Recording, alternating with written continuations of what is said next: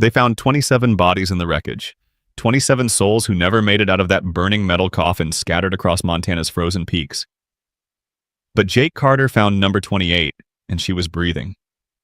Against every law of physics and God himself, she was alive. He didn't know then that pulling her from those flames would cost him everything he thought he knew about safety, about protecting his son, about keeping strangers at arm's length. Some rescues save you, some rescues destroy you. This one did both. Before we dive into this story, hit that subscribe button and turn on notifications because you won't want to miss how this unfolds. And drop a comment telling me what city you're watching from so I can see how far this story travels. Now let's begin. She's still warm. 3 words that shouldn't exist. Not here, not with the wreckage still smoking and the mountain wind screaming and 27 body bags already loaded into transport. But Jake Carter's gloved hand pressed against her neck and felt it. That flutter, that stubborn rhythm separating the living from the lost. Morrison grabbed his shoulder. Lead investigator. 20 years doing this, voice like gravel. Carter, step back, that section's unstable. Jake didn't move. His fingers stayed on her pulse. Get the med team, now. Jake, I said get them. 7 years he'd been doing volunteer rescue. Pulled hikers off cliffs, found lost kids in the woods, zipped up the dead when finding them alive wasn't an option anymore. You learned to read a scene, learned when you were recovering versus rescuing. Every single signal here screamed recovery. Flight 227 Denver to Seattle vanished from radar at 11:47 p.m. Found at dawn by a rancher who saw the fireball light up his barn like the second coming. Boeing 737 sheared into 3 sections across half a mile of mountainside. Cockpit hit first, then the tail. Then everything in between tumbled like God throwing dice. Fires still burned in patches, the smell hung in the air. Fuel. Burned things Jake wouldn't let himself name. 27 bodies in 6 hours of searching. 27 people who'd been drinking coffee, reading Sleeping Living, until Metal and Gravity decided otherwise. And then her, tucked under what was left of the port wing, half buried in snow that probably saved her life. Cushioned the impact, cooled the flames. Her face was destroyed. Bruises, swelling, left arm bent wrong, clothes torn and bloody. But her lips moved. Actual movement, a whisper that might have been words or just air escaping. Rodriguez came sliding down the slope. Paramedic, good at his job. Jesus Christ, how is that? Don't ask, just work. Rodriguez moved fast, vitals, pupils, neck stability. His hands shook. Pulse is weak, steady though, breathing shallow, pupils responsive. She's hypothermic. Concussed for sure. Probably internal bleeding, but she's alive. He looked up at Jake. She's actually alive. They got her on a backboard, moved her like she might shatter. The helicopter had already made 3 trips, bodies to the county morgue. This time it flew to Mercy General with lights blazing. Jake watched it disappear over the ridge, then turn back. Morrison stood where they'd found her, staring at the twisted metal. 7 years I've been doing this. Plane crashes, you don't get survivors. Not from impact like this. Jake didn't answer. He was looking at something else, a carry-on bag, partially burned, expensive leather, cost more than his truck. He picked it up careful. Inside, past melted toiletries and ruined clothes, was a passport. Except it was wrong. The photo showed a woman who might have been her. Younger, different hair. Name read Laura Simmons, but the passport number was off. Stamp pattern weird? Jake had worked bar security in college. Seen enough fake IDs to know quality work. This was expensive, professional. Find something, Morrison circled back. Jake closed the bag. Just luggage, I'll tag it. He should have said something right then. Should have handed it over, let the system do its job. He didn't know why he kept quiet. Instinct maybe, or something else. That night he didn't go home. Ben was with his parents for the week. Annual visit Jake both needed and dreaded. 7 years since Sarah died and he still couldn't walk into that empty house without hearing silence scream. So he went to Mercy General instead. Told himself it was follow-up, standard procedure for primary rescuer. Dr. Ellen Vasquez met him in the ICU hallway. Still in surgical scrubs. Looked like she'd aged 10 years in 12 hours. You the one who found her, Jake Carter. Ellen Vasquez, trauma surgeon. She pulled him into a consultation room, shut the door. I have no idea what I'm looking at. Meaning, meaning her injuries don't make sense. Ellen pulled up x-rays on the light board. Multiple rib fractures, collapsed lung, shattered radius, grade 2 concussion, hypothermia. That's the crash. But look here. She pointed. Older fractures, at least 2 previous. Healed wrong, and scar tissue in her lungs. Prolonged exposure to something, smoke maybe, chemicals, and this. She zoomed in on the wrist. Hairline fracture, months old, never treated, just healed wrong. Jake studied the images. You're saying she was already hurt, before the plane. I'm saying this woman was running from something. Nobody flies commercial with injuries like this unless they're desperate. You ID her. That's the other problem. No ID on her body, no wallet, no phone, nothing.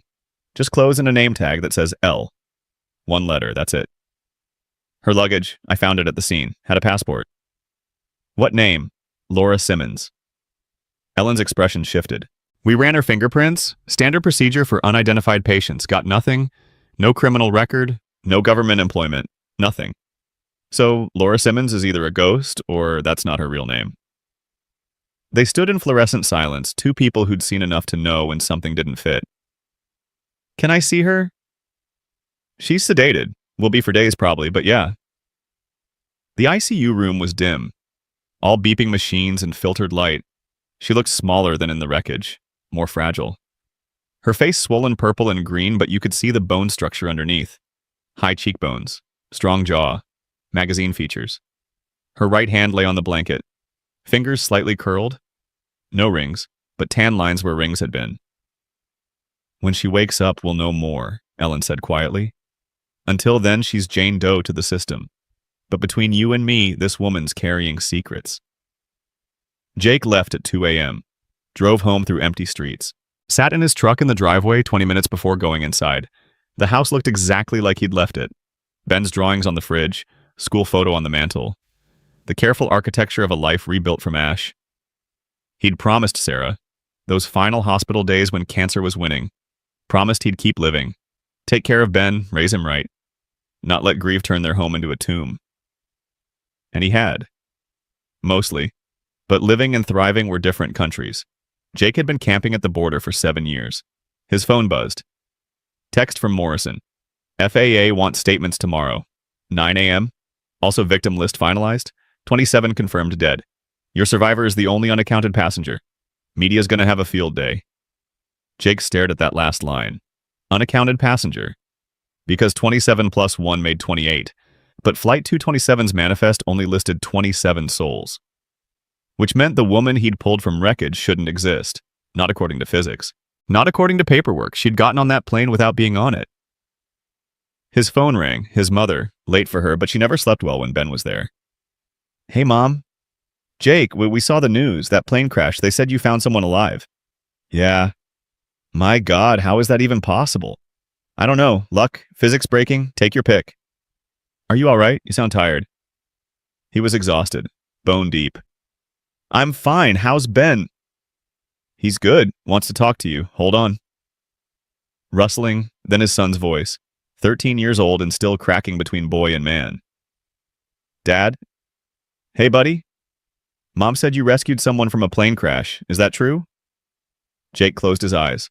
Saw the wreckage again. The bodies. Her face. Yeah, it's true. That's so cool. I mean, not cool that the plane crashed, but cool that you saved someone. Was it scary?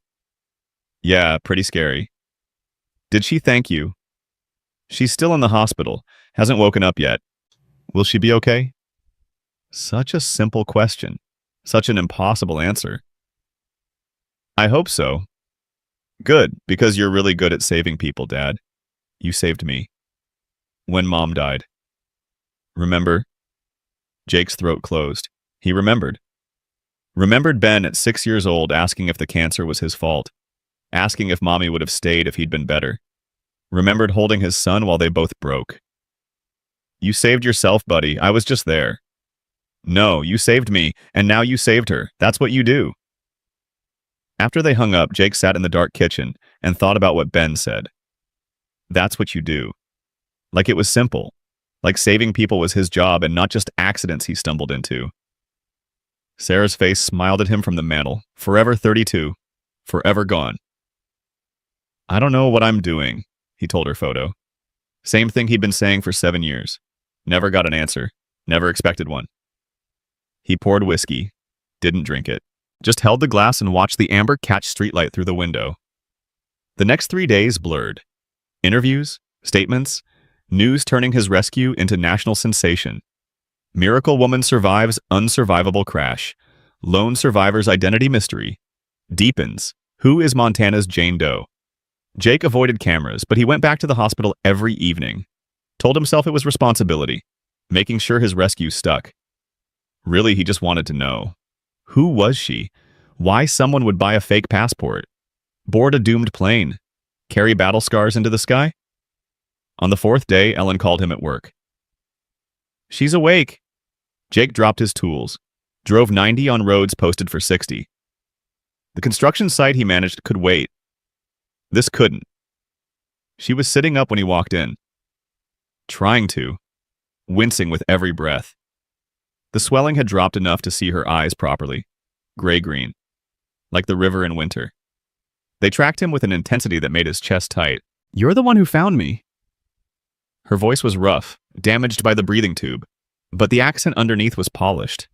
East Coast money? Boarding schools? Summer homes? Yeah, Jake Carter. Thank you. 2 words that sounded like they cost everything. He pulled up a chair, sat where she could see him without turning. Do you remember what happened? The plane went down. Before that, do you remember getting on... Something flickered across her face. Fear, maybe. Why? Because your name's not on the passenger list, and that passport in your bag is high-quality forgery. She went very still. What did you tell them, the authorities? Nothing yet, but they're asking. FAA, FBI, everybody wants to know who you are. I can't. She tried to sit up further, gasped, fell back. I can't tell them. Please, you don't understand what happens if they find me. Who's they? I need time, just time to think, figure out what to do. Jake should have called Morrison right then. Should have walked out, let the system handle it. But something in her eyes stopped him. Not just fear, recognition, like looking in a mirror and seeing his own desperation staring back. Ellen said you had old injuries, healed fractures. Someone hurt you. She looked away, jaw tight. Listen, I'm not here to judge, not here to force anything. But people are going to push for answers soon, federal people, the kind that don't take no for an answer. So if there's something you need to tell me, something that helps me understand why I should keep my mouth shut, now's the time. She just breathed for a long moment, each inhale a visible struggle. Then, my name isn't Laura Simmons, it's Eleanor. Eleanor Lockwood. The name hit him like a cold water. Everyone knew that name. Lockwood Industries, one of the biggest tech conglomerates on the planet. Hotels, software, manufacturing, the kind of empire that shaped economies. As in Lockwood Industries. My father, she met his eyes. Now he could see it. Not just fear, Shibai. My father, who spent 3 months having me declared mentally incompetent so he could keep control of my trust fund. My father, who drugged me, locked me in a private facility, told everyone I'd had a breakdown.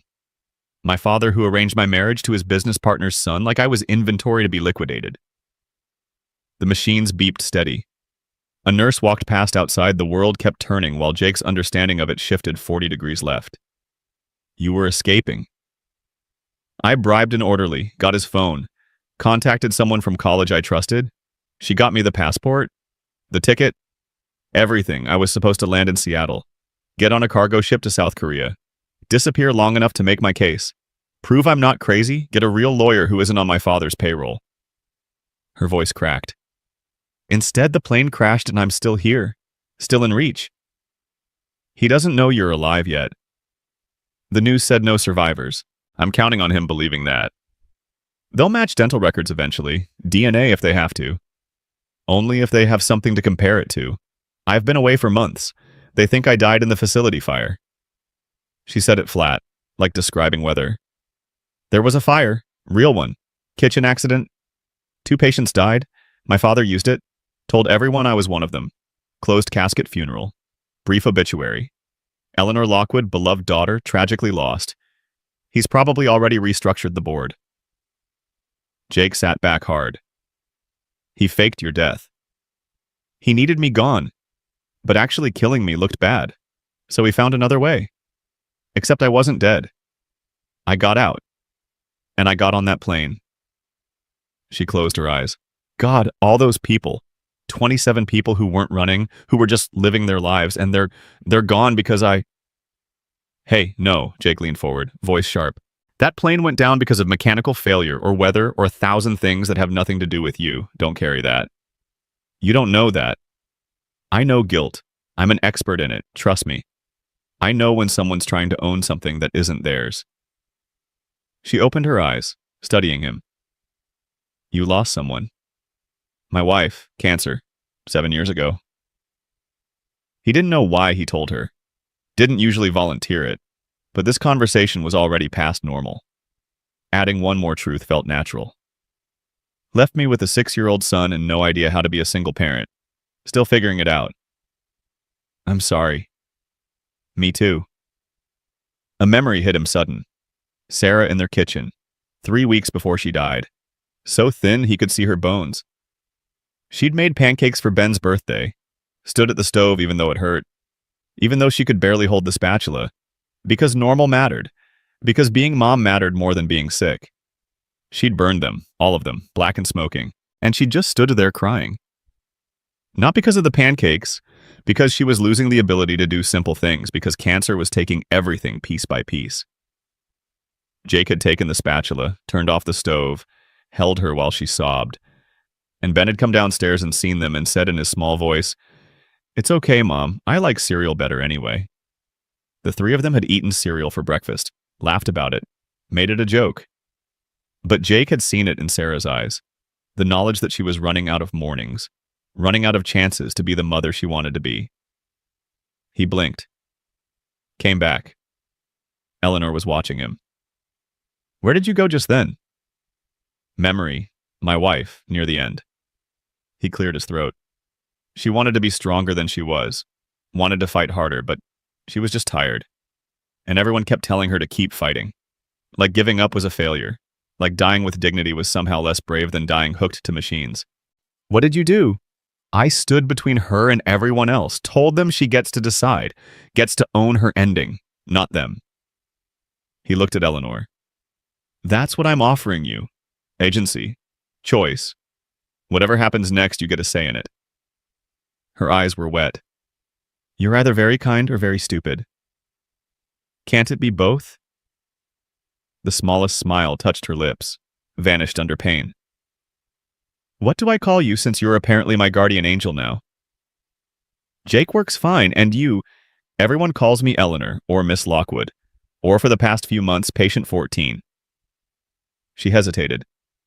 But I've always liked Elle, just the letter. It's what my mother called me before she died. Elle it is. Ellen knocked, entered without waiting. We have a problem. FBI agent downstairs wants to interview Jane Doe, says it's urgent. Jake stood. How long? 15 minutes maybe. I'm stalling with medical necessity paperwork. Won't hold forever. Elle tried sitting up again, panic sharpening her features. He can't question me. If he runs my prints through different databases, then we give him someone to find. Jake said fast. Mind racing. Ellen, the passport? Laura Simmons? Can you make that work in the system? You want me to falsify medical records. I want you to protect a patient being hunted by powerful people who already faked her death once, people who won't hesitate to do it for real this time. Jake held her gaze. You said yourself her injuries were suspicious. Old trauma, that's not random. That's systematic abuse. Ellen looked between them. Elle stared back, not pleading, just waiting. Amnesia, Ellen finally said. Post-traumatic, consistent with severe head injury and psychological shock, memory loss affecting personal identity, biographical details. It happens, rare but documented. She pulled out her tablet, fingers flying. Laura Simmons it is. I'll add notes about ongoing evaluation. Need for protected environment to prevent additional psychological stress. That should buy time. Thank you, Elle whispered. Don't thank me yet. FBI is going to want next of kin for Laura Simmons. If that name's tied to anything real, we're exposed. It's not, Elle said. The woman who helped me created it whole cloth. No history. No connections. It's a ghost. Then I'll note we're attempting to locate family. No results yet. Patient requires continued observation and cognitive therapy before additional questioning. Ellen looked at Jake. This buys maybe a week. 2 if we're lucky. Then someone higher up gets involved. Jake spent the next hour in the hospital cafeteria. Bad coffee, worse lighting. Watching people come and go. Doctors, nurses, families visiting the sick, normal people doing normal things. While upstairs, he'd just committed to lying to federal agents. His phone buzzed. Text from his mom. Ben's asking when you're picking him up tomorrow. Says he misses you. Jake typed back, missed him too. I'll be there by noon. Another buzz. This time Morrison. Heard FBI's at the hospital. Everything okay with your survivor? Jake stared at the message. Everything okay? What a question, he typed. Yeah, she's stable. Memory issues but alive. Morrison replied. Good. Media's finally backing off. You're a hero, Carter. Drinks on me next time? Hero. Jake almost laughed. Heroes didn't lie to federal agents. Heroes didn't hide fugitive heiresses. Heroes didn't drag their 13-year-old sons into whatever mess this was becoming. But then again, heroes probably didn't let cancer take their wives without a fight either. And Jake had. He'd stood there and held Sarah's hand and let her go because that's what she wanted. Because agency mattered more than his need to keep her. Maybe being a hero meant making impossible choices and living with them after. He went back upstairs, found the FBI agent in the hallway. Young, professional, clearly annoyed, clearly arguing with Ellen at the nurse's station. I understand patient privacy, doctor, but this is a federal investigation. A plane crash with one survivor who has no identification. You see why that's concerning. What I see is a severely injured patient with traumatic brain injury and memory loss who needs medical care, not interrogation. Ellen's voice was polite granite. She'll be available for questioning when her condition stabilizes, not before. When will that be? When I say so. The agent's jaw tightened. I'll be back tomorrow with a court order if necessary. You do that. He left. Jake waited until the elevator doors closed before approaching. He meant that. About the court order. I know. Ellen looked tired. How deep in this are you planning to go, Jake? I don't know yet. Because if her father really is who she says, if he really has that kind of power, this gets ugly fast. Already ugly. It gets worse. Ellen pulled him aside, lowered her voice. I made some calls, off the record, to a friend who works in psychiatric law. Asked hypothetically about forced commitment cases. Wealthy families. It happens more than you'd think. Adult children who won't play ball. Who want out of the family business. Who threaten to expose secrets. Easiest solution is declare them mentally unfit. Lock them up legally. Most places won't even question it if the paperwork's good enough. Jake felt something cold settle in his gut. How often does it work? Often enough that there's an entire legal industry built around it. And once someone's declared incompetent, getting that reversed is nearly impossible. Especially if the family has resources. Good lawyers. Doctors willing to testify. It becomes he said, she said. And money usually wins. So even if Elle gets out of here, even if she disappears, her father could still track her down and do it again. Unless she can prove she's competent, which requires lawyers. Court hearings. Time. All while staying hidden from a man who apparently has investigators' resources and motivation to find her. Ellen met his eyes. You saved her life in that wreckage, Jake. But keeping her alive, that's a different kind of rescue. He went back to Elle's room after midnight. Visiting hours over, but the night shift nurses knew him. Elle was awake, staring at the ceiling. You should go home, she said, exhausted, gray with pain. Probably. But you won't. Not yet. Your son, Ben, you said he's 13. Yeah, gets back from his grandparents tomorrow. Is he with you now? Tomorrow afternoon, and I have no idea how to explain any of this. Don't. Elle's voice was soft but certain. Don't bring him into this. The less he knows, the safer he is. Your father's in Seattle. Thinks you're dead. How would he even know to look here? Because men like my father don't survive building empires by leaving loose ends. If he suspects even for a second that I'm alive, he'll send people. Investigators, lawyers, people who specialize in making problems disappear. She turned her head to look at him. You need to understand what you're risking. This isn't a good deed, it's a liability. Noted. Doing it anyway. Why? Because 7 years ago I stood in a hospital room like this and watched my wife die. Watched someone strong and vital get erased by something neither of us could fight. And I promised myself if I ever got the chance to stand between someone and the thing trying to erase them, I'd do it. He met her eyes. You're that chance, so yeah. Maybe it's stupid. Maybe I'll regret it. But I'm doing it anyway. Elle was quiet a long time. Then, your wife was lucky to have you. She'd probably disagree. I made a lot of mistakes. But you stayed. That's not a mistake. Snow kept falling outside. Somewhere in the hospital, someone coded. Alarms screaming urgency. But in that room for that moment, there was something close to peace. Get some rest, Jake said, standing. I'll be back tomorrow. Jake! She caught his hand. Grip weak but insistent. Thank you for believing me, for not asking me to prove it. Everyone deserves to be believed at least once. He drove home through dark and empty roads. Ben would be home tomorrow. FBI would be back. And somewhere in Seattle, a man who'd already murdered his daughter's identity was walking free. Probably sleeping soundly. Confident his problem was solved. Jake pulled into his driveway. Sat there. Engine ticking as it cooled, looking at his house. This safe, normal place he'd built through years of careful routine. And he thought about what he was inviting in. Danger, maybe. Definitely complication. But also something else, something that felt suspiciously like purpose. His phone buzzed. Morrison. Media circus is dying down. FBI's closing initial investigation. Calling it accident plus survivor mystery. You're off the hook for more interviews. Good work on the rescue. Drink sometime, Jake texted back. Yeah, soon. Then he went inside. Poured whiskey he didn't drink. Stood at Ben's door, looking at the room that waited. Posters. Books. The careful chaos of teenage life. And he made a decision that would change everything. Tomorrow, when Ben came home, life would go on like normal. School, homework, dinners, all the ordinary magic of parenting. But underneath running like code beneath a screen would be something else. A secret. A woman who shouldn't exist. A rescue that wasn't finished.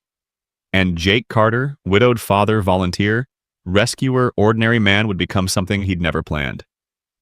Someone's last line of defense against people with money and power and no conscience. He just hoped he was enough. The whiskey glass sat on the counter untouched. Sarah's photo watched from the mantel. And outside the snow kept falling, burying everything in white, making the world look clean and simple and safe. It wasn't. It never had been. But for tonight, in this moment, Jake let himself pretend it was. Tomorrow would come soon enough. Tomorrow always did. And with it, choices that couldn't be unmade and consequences that couldn't be avoided. But that was tomorrow's problem. Tonight he was just a man who'd pulled someone from Wreckage and refused to let go. Sometimes that had to be enough. Ben came home at noon like clockwork. 12 years old when Sarah died meant 13 now meant almost a man, but still Jake's little boy in the ways that mattered. He burst through the door with his duffel bag and that smile that could light up rooms. Dad! Jake caught him in a hug. Held on maybe too long. Hey, buddy. Good week. Grandma made pot roast 3 times. I think she forgot she already made it. Ben pulled back, grinning. Grandpa taught me how to change oil, and they let me stay up late watching that documentary about space. The one with Neil deGrasse Tyson. Sounds like a good week. Yeah, but I missed home. Missed you. Ben dropped his bag, headed straight for the fridge. Can we order pizza tonight? Grandma's pot roast was good, but I'm craving pepperoni. Sure, pizza it is. Ben grabbed a juice, turned back. So, tell me about the rescue. For real this time. Not the phone version. I want details. Jake had been preparing for this, rehearsing in his head. Keep it simple, keep it factual, don't lie, but don't tell everything. Plane went down in the mountains, search and rescue called the volunteers. I was part of the team, we found survivors. Survivor, singular. The news said 1 person lived. Yeah, 1. And you found her. I did. Ben's eyes went wide. That look he got when something amazed him. Same look he'd had when Sarah showed him his first meteor shower. What was it like finding her alive when everyone else was gone? Jake thought about it. Really thought. Terrifying. Because for a second I thought I was wrong. That I was seeing what I wanted to see instead of what was there. But then she opened her eyes and I knew. Knew what? That some people are just supposed to keep living, even when everything says they shouldn't. Ben processed that, nodded slow. Is she okay now, the woman you saved? She's getting there. Hospital's taking good care of her. That's good. Ben finished his juice. I'm gonna unpack. Then can we go shoot hoops? Yeah, absolutely. Jake watched his son disappear upstairs, heard the familiar sounds of homecoming. Drawers opening, music starting, life resuming. And he thought about what he hadn't told Ben. About Elle in that hospital room. About the lies he'd already told to federal agents. About the danger potentially heading their way. Keep him out of it. That's what Elle said. The less he knows, the safer he is. Jake's phone rang. Ellen. She's asking for you. Says it's urgent. He found his parents' number, called. Hey, Mom. Can Ben stay another night? Something came up at work. His mother's voice went careful. Jake, is everything all right? Yeah, just a situation I need to handle. I'll get him tomorrow morning, promise. All right, but Jake, whatever you're dealing with, be careful.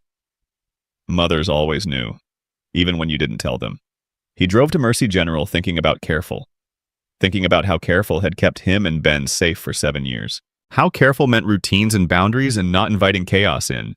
How careful was about to get thrown out the window. Elle was sitting up when he arrived. More alert. Color back in her face.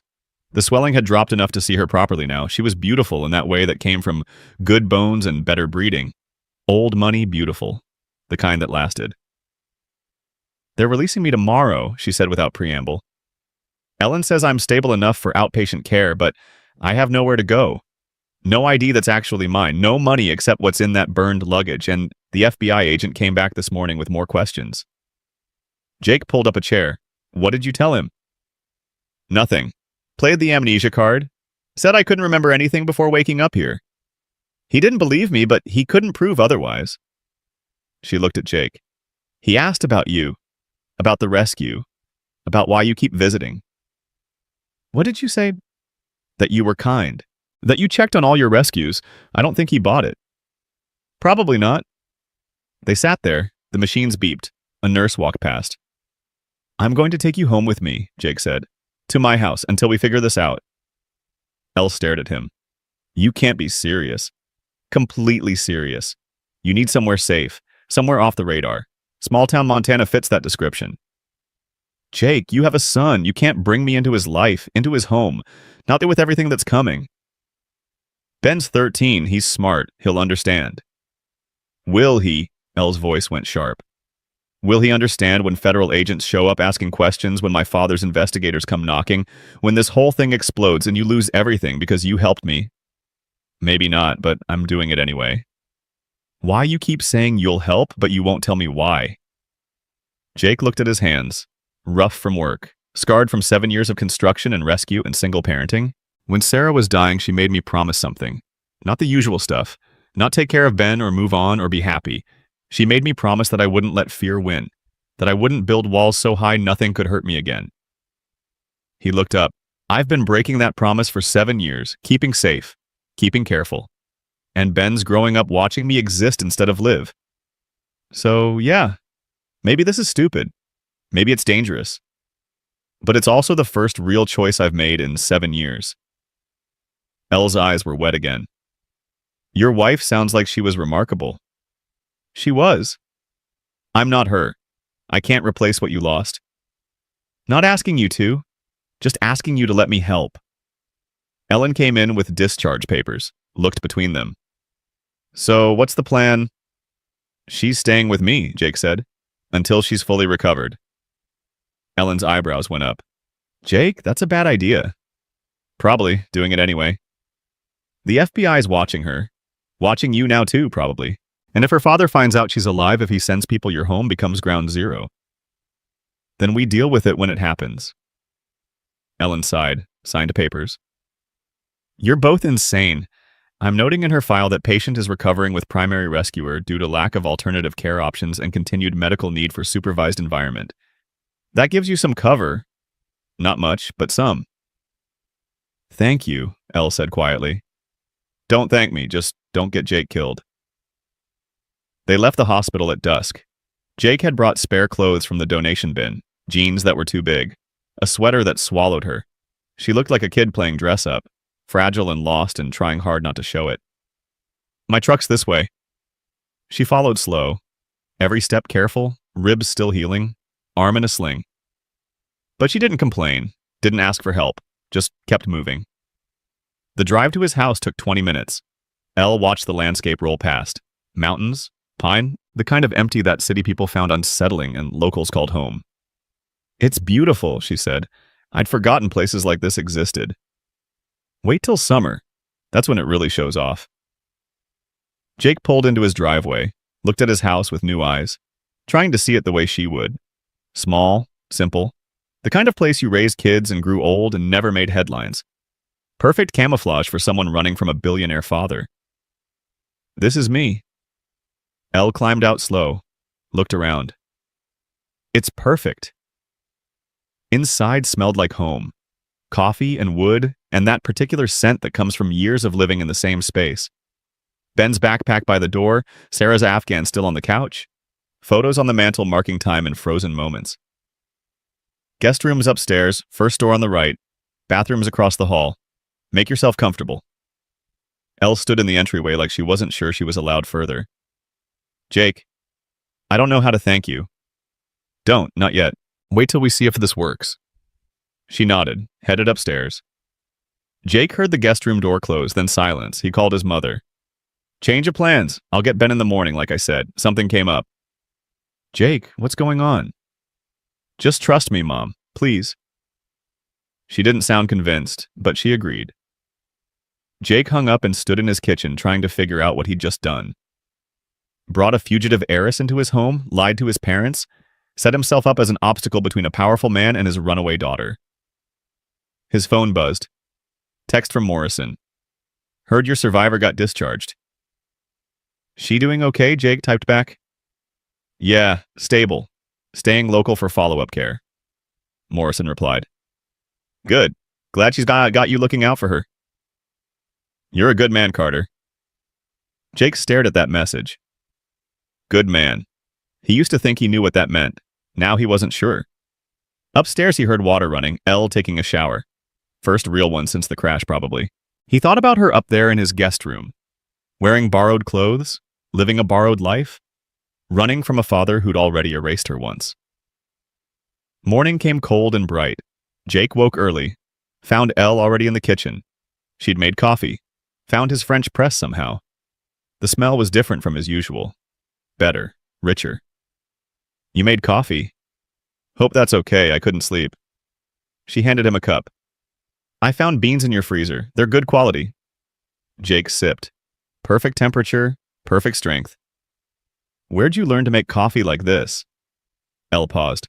I don't know, I just knew how. Isn't that strange? Your memory's coming back, maybe? In pieces. Skills without context. I know how to make coffee, but I don't remember learning. I know French, but I don't remember studying it. You know French? Apparently. She said something fluid and beautiful. I woke up this morning and there were words in my head that weren't English. At first I thought I was confused. Then I realized I was thinking in another language. Jake set down his cup. What else do you know? I'm not sure. It's like opening drawers in a house you don't remember living in. Everything's familiar but also strange. She looked at her hands. I have skills I can't explain. Knowledge without memory, it's disorienting. We'll figure it out, one piece at a time. He picked up Ben at 10. His son bounded out of his grandparents' house full of energy and questions. The drive home, Jake rehearsed his speech, how to introduce Elle, how to explain, how to not lie but not tell everything. Ben, I need to tell you something before we get home. His son looked over, curious. Okay. The woman I rescued from the plane crash, she got released from the hospital yesterday. That's good, right? Yeah, very good. But she's got nowhere to go. No family nearby. Still recovering. So I offered to let her stay in our guest room, just temporarily, until she's back on her feet. Ben processed this. Is she nice? Yeah, she's nice. Does she remember stuff? The news said she might have amnesia. Some amnesia? Yeah, she's working through it. Cool, I've never met someone with amnesia before. Ben paused. What do I call her? Her name's Elle. Just L like the letter. Just the letter. That's different. I like it. Jake pulled into the driveway. Ben grabbed his bag. This is going to be weird, right? Having a stranger in the house. Probably, but we can handle weird. Yeah, we're good at weird. Ben grinned. That smile again. Remember when we tried to build that treehouse and it collapsed and we had to explain to Mom why there was a hole in the fence? I remember. She was not happy. But we fixed it. We always fix stuff. Ben climbed out. So, we'll fix this too. Kids, they made everything sound simple. Elle was in the living room when they came in. She'd changed into the spare clothes Ellen sent home. Still too big, but better. Her hair was pulled back. Face still bruised, but healing. She stood up when she saw Ben. Careful, like she wasn't sure how to approach. Hi, I'm Ben. Elle. She offered her good hand. Your father saved my life. I know, that's what he does, saves people. Ben shook her hand. Did it hurt the crash? Ben. Jake's voice held warning. What I'm just asking. Elle smiled, small but real. It's okay, and yes, it hurt quite a lot, but I'm lucky to be here. Super lucky. Dad said planes crashes don't usually have survivors. Your dad's right. Ben studied her. That look kids get when they're sizing someone up, deciding if they're trustworthy. You really have amnesia. Some memory loss, yes. That's so weird, like you don't remember anything? I remember skills, how to do things, but not personal things, where I'm from, my family, my life before. So you're like a blank slate. Something like that. Ben nodded, apparently satisfied. Cool. Well, welcome to our house. It's not much, but it's home. Dad makes pretty good pancakes on weekends, and we always order pizza on Fridays, and if you need anything, just ask. We're pretty chill here. Jake watched his son, 13 years old and already more adaptable than most adults, already accepting the stranger in their house like it was normal. Thank you, Ben, Elle said. That's very kind. No problem. Ben headed for the stairs.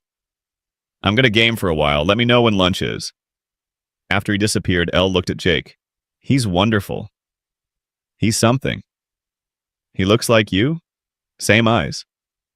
He's got his mother's smile, though. That's all Sarah. They fell into an uneasy routine over the next few days. Jake worked construction during the day, Ben went to school, Elle stayed home and healed. Afternoons, Ben would come home and they'd all have dinner together. Frozen lasagna, or takeout, or Jake's attempt at cooking that usually ended with everyone laughing. Elle started doing small things, folding laundry, making coffee, tidying up. Nothing big, just helping. And Jake noticed things. The way she knew exactly how to fold fitted sheets. The way she organized the kitchen with an efficiency that spoke of professional training. The way she moved through space like someone used to serving others. One afternoon, he came home early, found Elle and Ben at the kitchen table. Paper everywhere. Ben was laughing. What's going on? Elle's teaching me origami. Look. Ben held up a paper crane, perfect folds, crisp edges. She just knows how to do this. Isn't that crazy? Elle had a small pile of animals in front of her. Crane, fox, frog, each one precise. I was cleaning and found newspaper and just started folding. My hands remembered even though my mind didn't. That's amazing, Ben said. Can you teach me the dragon? I want to make one for my science project. Of course. Jake watched them, heads bent together, Ella's voice patient as she explained each fold. Ben's concentration absolute. Something warm and painful bloomed in his chest. This was what had been missing. Not romance, not replacement. Just life. People filling space that had been empty too long. That night after Ben went to bed, Elle found Jake on the porch. He was sitting in the dark. Thinking. Can I join you? Yeah. She sat in Sarah's chair, the one that had been empty for 7 years. Jake felt it like a physical thing, but not bad, just different. Ben's a good kid. He is. He misses his mother. I can see it. The way he looks at her pictures, the way he mentions her casually like she might walk in any moment. Grief's like that. It becomes part of your routine. You don't move past it. You just learn to carry it better. Elle was quiet for a moment. He asked me today if I had kids. Before. In my life, I don't remember. What did you say? That I don't think so, that it doesn't feel like I do, but I'm not sure. She looked at her hands. What if I have a family somewhere? What if there are people looking for me who aren't my father? What if there's a husband or children, or a life I'm not remembering? Your ring finger had tan lines, but no ring. That means something to you. Maybe, or maybe I took it off. Maybe I was running from that too. She exhaled slow. I have these dreams every night. Same dream. I'm in a white room. There are people in suits. They're asking me questions, but I can't answer. And every time I try to speak, they give me pills, and I swallow them. And everything goes quiet. She looked at Jake. Is that a memory or just my mind making sense of trauma? I don't know, but if it's memory, then it lines up with what you told me about your father, about being locked away. That's what scares me, that it's real, that somewhere in my head is the truth about what happened, and I can't reach it. Jake's phone rang. Morrison. At this hour, that meant something. Carter, got a situation, need your help. What situation? Couple of guys asking around town about the plane crash survivor. Federal badges, asking who she's staying with. Where she is. Thought you should know. Jake's blood went cold. What did you tell them? Nothing. Told them information on rescued individuals is private unless there's active investigation. But Jake, these guys aren't FBI. Badges looked wrong. Questions were off. I think someone's looking for your survivor and it's not the government. Thanks for the heads up. Be careful, man. Something about those guys felt wrong. Jake hung up, looked at Elle. We have a problem. Her face went pale. He knows. We don't know that. Yes, we do. He knows or suspects, and he sent people to find out. She stood, started pacing. I need to leave, tonight, before they come here, before they connect you to me, before Ben gets dragged into this. No. Jake, I said no, you're not running, not yet. Not until we know what we're dealing with. We know what we're dealing with. My father, his money, his investigators, they'll dig until they find me, and when they do, they'll take me back, and anyone who helped me will pay for it. Jake stood, caught her shoulders. Listen to me, you're not alone anymore. You have me. You have this town. We don't abandon people here. That's not how we work. You don't understand what he's capable of. Then tell me. All of it. Everything you remember. Because if we're going to fight this, I need to know what I'm fighting. Elle pulled away, wrapped her arms around herself. His name is Richard Lockwood, my father. He built Lockwood Industries from nothing. Hotels first, then tech, then everything. He's ruthless, brilliant, and he sees people as assets. When I turned 18, I inherited my mother's trust, $50 million, control of shares in the company, real power. She laughed bitterly. He couldn't have that, couldn't risk me voting against him, going independent. So he arranged my marriage, told me it was good business, merger of families. But really it was about control, keep me close, keep me managed. And you refused. I refused? I told him I wanted out. Wanted to go to Paris, study art, live my own life, and he said no. Said I had obligations, responsibilities. Said I was being selfish. Her voice shook. So I threatened to go public, tell investors he was manipulating board votes, using shell companies to hide assets, all the things I'd seen growing up, all his secrets. What did he do? He had me committed, private facility, told everyone I'd had a breakdown, signed paperwork saying I was a danger to myself, got doctors to testify, and suddenly I was locked in a room with bars on the windows and pills that made me forget my own name. Tears ran down her face now. 3 months of that, until I bribed an orderly, got out, on that plane. Jake pulled her close, let her cry, felt her shake with years of fear and fury. He won't take you back, Jake said quietly. I promise, whatever it takes, he doesn't get you. You can't promise that. Watch me. The next morning, Jake called Morrison. Those guys with fake badges, they still in town? Checked into the motor lodge last night. Why? Because I'm going to have a conversation with them. Jake, that's a bad idea. Noted. He found them at the diner. 2 men in suits that cost more than Jake's truck. One older. Silver hair, cold eyes, one younger. Muscle wrapped in wool. They looked up when Jake approached. Gentlemen, heard you were asking about me? The older one smiled, didn't reach his eyes. Mr. Carter, Jake Carter, the hero who found the miracle survivor. That's me. We'd like to ask you some questions about the woman you pulled from the wreckage.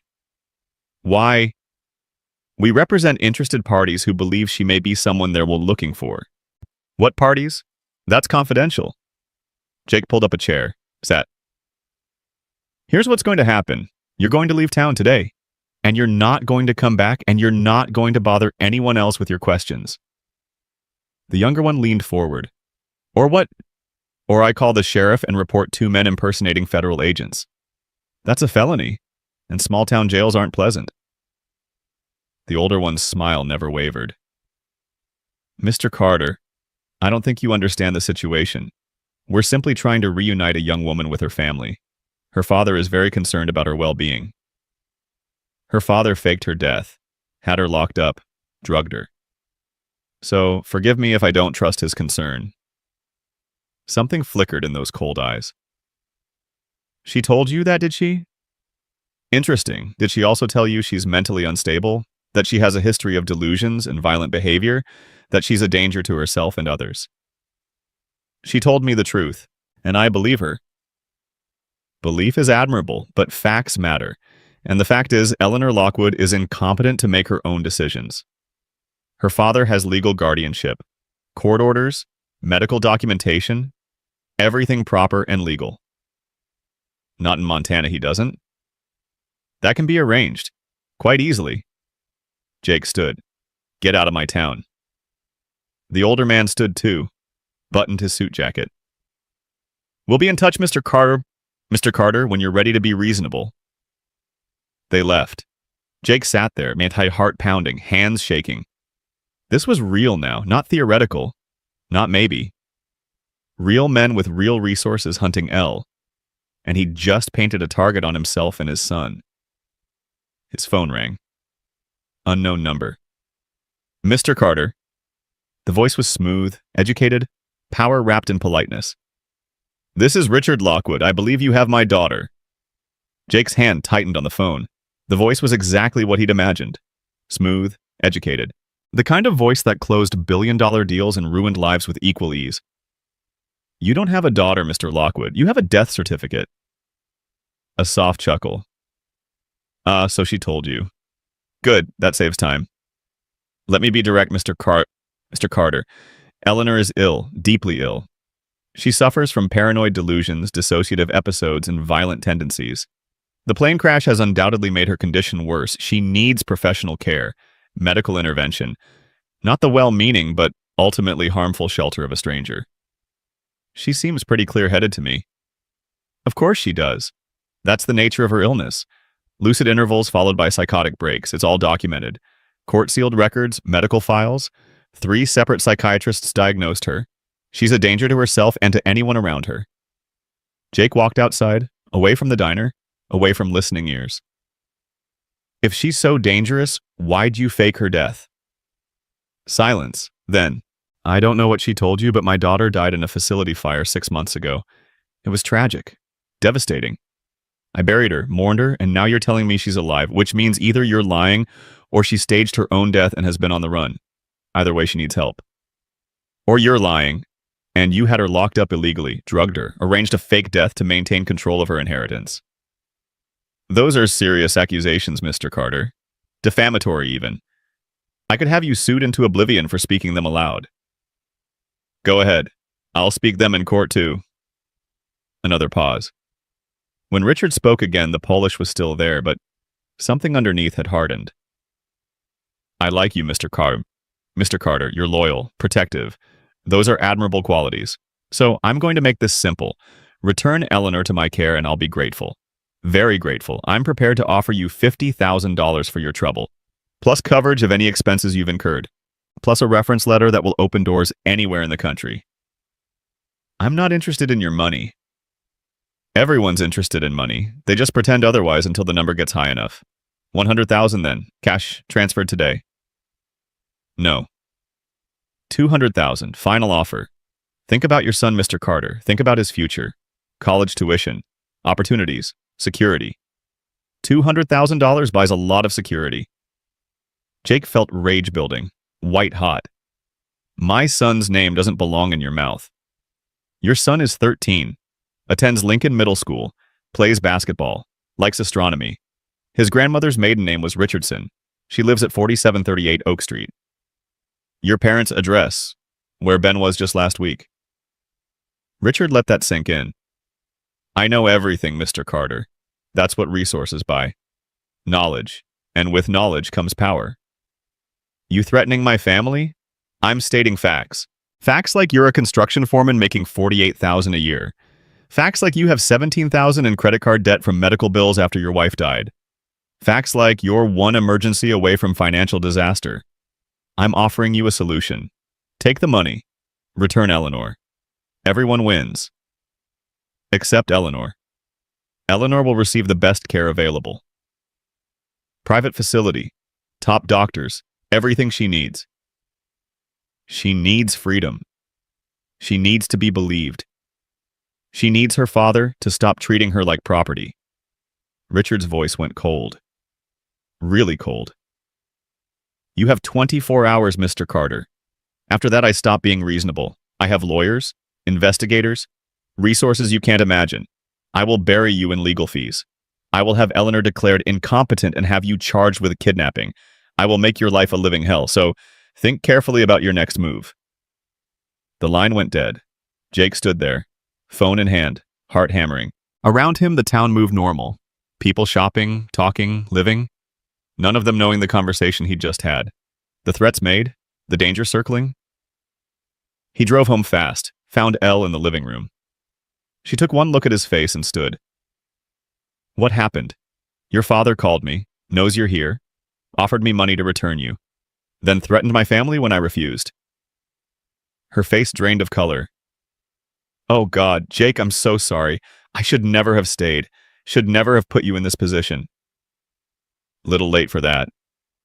I'll leave. Right now, tonight, before he can hurt you or Ben. Where will you go? I don't know. Somewhere, anywhere. I'll figure it out. No, you won't. You have no ID, no money, no resources. You'll be back in his hands in 48 hours. Then that's what happens. Better me than you and Ben suffering because of me. Jake grabbed her shoulders. Listen to me, I told you before. You're not alone. That still stands. He knows where Ben goes to school, Jake. He's threatening your son. He's posturing, trying to scare me, and yeah, it's working, but I'm not backing down. The door opened. Ben walked in from school, took one look at them. What's wrong? Nothing, buddy, just talking.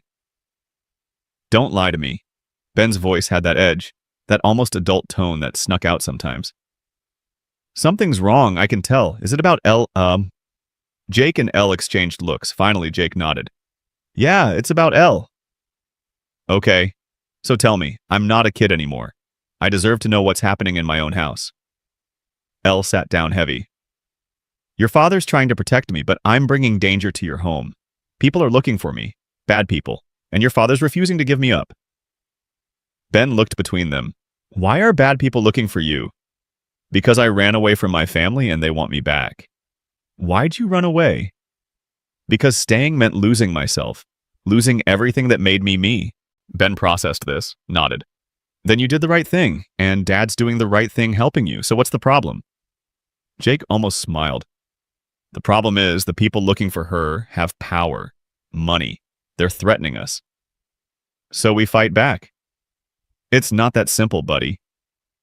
Why not? You always taught me to stand up to bullies. This is the same thing. Just bigger bullies. Elle's eyes were wet. You're very brave, Ben, but this isn't your fight. You're in my house. That makes it my fight. Ben looked at Jake. Right, Dad? Jake felt something crack open in his chest. Pride? Fear? Love? Right. That night, after Ben went to bed, Jake sat with Elle in the kitchen. Papers spread between them. She'd been writing, trying to remember, documenting everything she could recall about her father, his business, his associates, anything that might help. He has 5 personal lawyers, she said, pen moving fast. 3 of them specialize in family law, conservatorships, competency hearings. He's used them before. Other board members who got difficult, partners who wanted out. He knows how to make people disappear legally. How do you remember this but not other things? I don't know. It's like trauma carved certain things deeper. The things that scared me stayed. The happy things disappeared. She looked up. I can't remember my mother's face clearly, but I remember every word my father said when he had me committed. Every lie he told the doctors. Every signature he forged on papers declaring me insane. We need a lawyer. Someone who specializes in this. Who every lawyer in Seattle knows my father. Works with him or wants to. We can't trust anyone there. Then we find someone here. Someone local who doesn't care about Seattle money. Elle looked doubtful. Does someone like that exist? In Montana, yeah. Small-town lawyers are different. They don't think big city. They think their neighbors, their community. Morning came with a knock on the door. Jake opened it to find Morrison and Sheriff Tom Bates. Tom was old school, 30 years law enforcement. Didn't scare easy. Jake, got a situation we need to discuss. They came in. Elle was upstairs. Ben at school. Jake made coffee. Those investigators, Morrison said. The fake feds, they filed a complaint, said you threatened them, made false accusations. Sheriff Bates here got paperwork this morning. Tom set down papers. Cease and desist order from Lockwood Industries. Says you're harboring their mentally incompetent ward without legal authority. Demands you return her to approved guardians immediately or face kidnapping charges. Jake read the papers, legal language, threats wrapped in procedures. This is garbage. She's an adult. She chose to stay here. That's what I figured, but that they've got court orders from Washington, sealed medical records, documentation of her incompetency. Tom looked uncomfortable. Jake, I know you. I am by. Known you since you moved here. You're not the kidnapping type. But legally speaking, if she's been declared incompetent, her choices don't carry legal weight. She's not incompetent. She's traumatized. There's a difference. Can you prove that? Ellen Vasquez can. She treated her. She'll testify Elle's lucid, capable, not a danger. Ellen's testimony might not carry weight against sealed psychiatric evaluations from specialists. Tom leaned back. Here's what I think. I think this woman pissed off someone powerful. I think that someone is using the system to get her back. And I think you stepped into something way over your head. So what do I do? Legally return her. That's what their paperwork says. Tom held up his hand. But I'm not here to enforce Washington's orders. Not yet. I'm here to give you a heads up. They're coming, Jake, with court orders. Federal marshals, maybe? This gets real in the next 48 hours. After they left, Jake went upstairs. Found Elle sitting on the guest bed. She'd heard everything. I should go. Before marshals arrive. Before this destroys you. Where? I'll find somewhere. Canada, maybe. Somewhere he can't reach. He can reach everywhere. You know that. She looked at her hands. Then what do? We fight. In court, publicly, make enough noise that he can't just sweep you away quietly? That's suicide. He'll destroy us both. Maybe, but it's better than giving up. Jake called Ellen. I need a favor, a big one. Name it. Can you do a full psychiatric evaluation on Elle? Document that she's competent, sane, capable of making her own decisions. Already did it, 3 days ago when I suspected something like this might happen. Ellen's voice was grim. She's completely competent, Jake. No signs of psychosis, no delusional thinking. Some PTSD from obvious trauma, but that's not the same as incompetent. I documented everything. Will you testify to that? Absolutely. But, Jake, you need to understand what you're up against. Her father's documentation is going to be extensive. Multiple doctors, court sealed, years of records. My evaluation is recent, one opinion against many. It might not be enough. It's a start.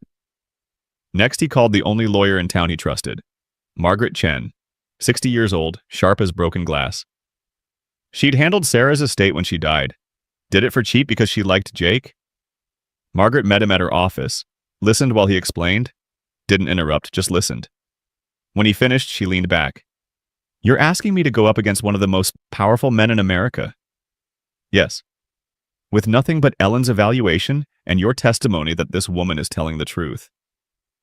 Yes. Jake, I could lose my license over this.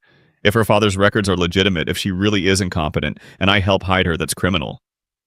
She's not incompetent. She's a prisoner who escaped. Margaret studied him. You believe that? Ooh, completely. Why? What makes you so sure? Jake thought about it, really thought. Because I've spent 7 years learning to see the difference between someone who's broken and someone who's just been hurt. My wife, at the end, the cancer made her weak, but it didn't make her less. She was still herself right up until she wasn't. And Elle, she's hurt. She's scared. But she's not incompetent. She's not crazy. She's just fighting to stay herself. Margaret nodded slow. All right, I'll take the case, but Jake, you need to understand what's coming. Her father's going to throw everything at us. Money, lawyers, investigators. They'll dig into your life, your finances, your past. They'll look for anything to discredit you. Let them look. I've got nothing to hide. Everyone has something to hide. That's the first rule of litigation. And the second rule is money usually wins. We're going to be outspent 10,000 to 1. So what's our strategy? We go public? Go. File for emergency conservatorship removal in Montana. Argue that she's competent and her father's guardianship was obtained through fraud. Get media attention. Make enough noise that he can't just snatch her quietly. Margaret pulled out forms. But Jake, if we do this, if we really do this, your life becomes public property. Reporters, cameras, everyone wanting to know why you're protecting her. You ready for that? Jake thought about Ben, about his quiet life, about 7 years of careful routine about to explode. Yeah, I'm ready. The next morning, headlines hit. Local lawyer challenges tech titan in conservatorship battle. Hero rescuer fights to protect survivor from powerful father. Small town Montana takes on Seattle Empire. Margaret had filed emergency motions, got a hearing scheduled for the following week. But she'd also done something else. Called every news outlet within 500 miles. Told them the story.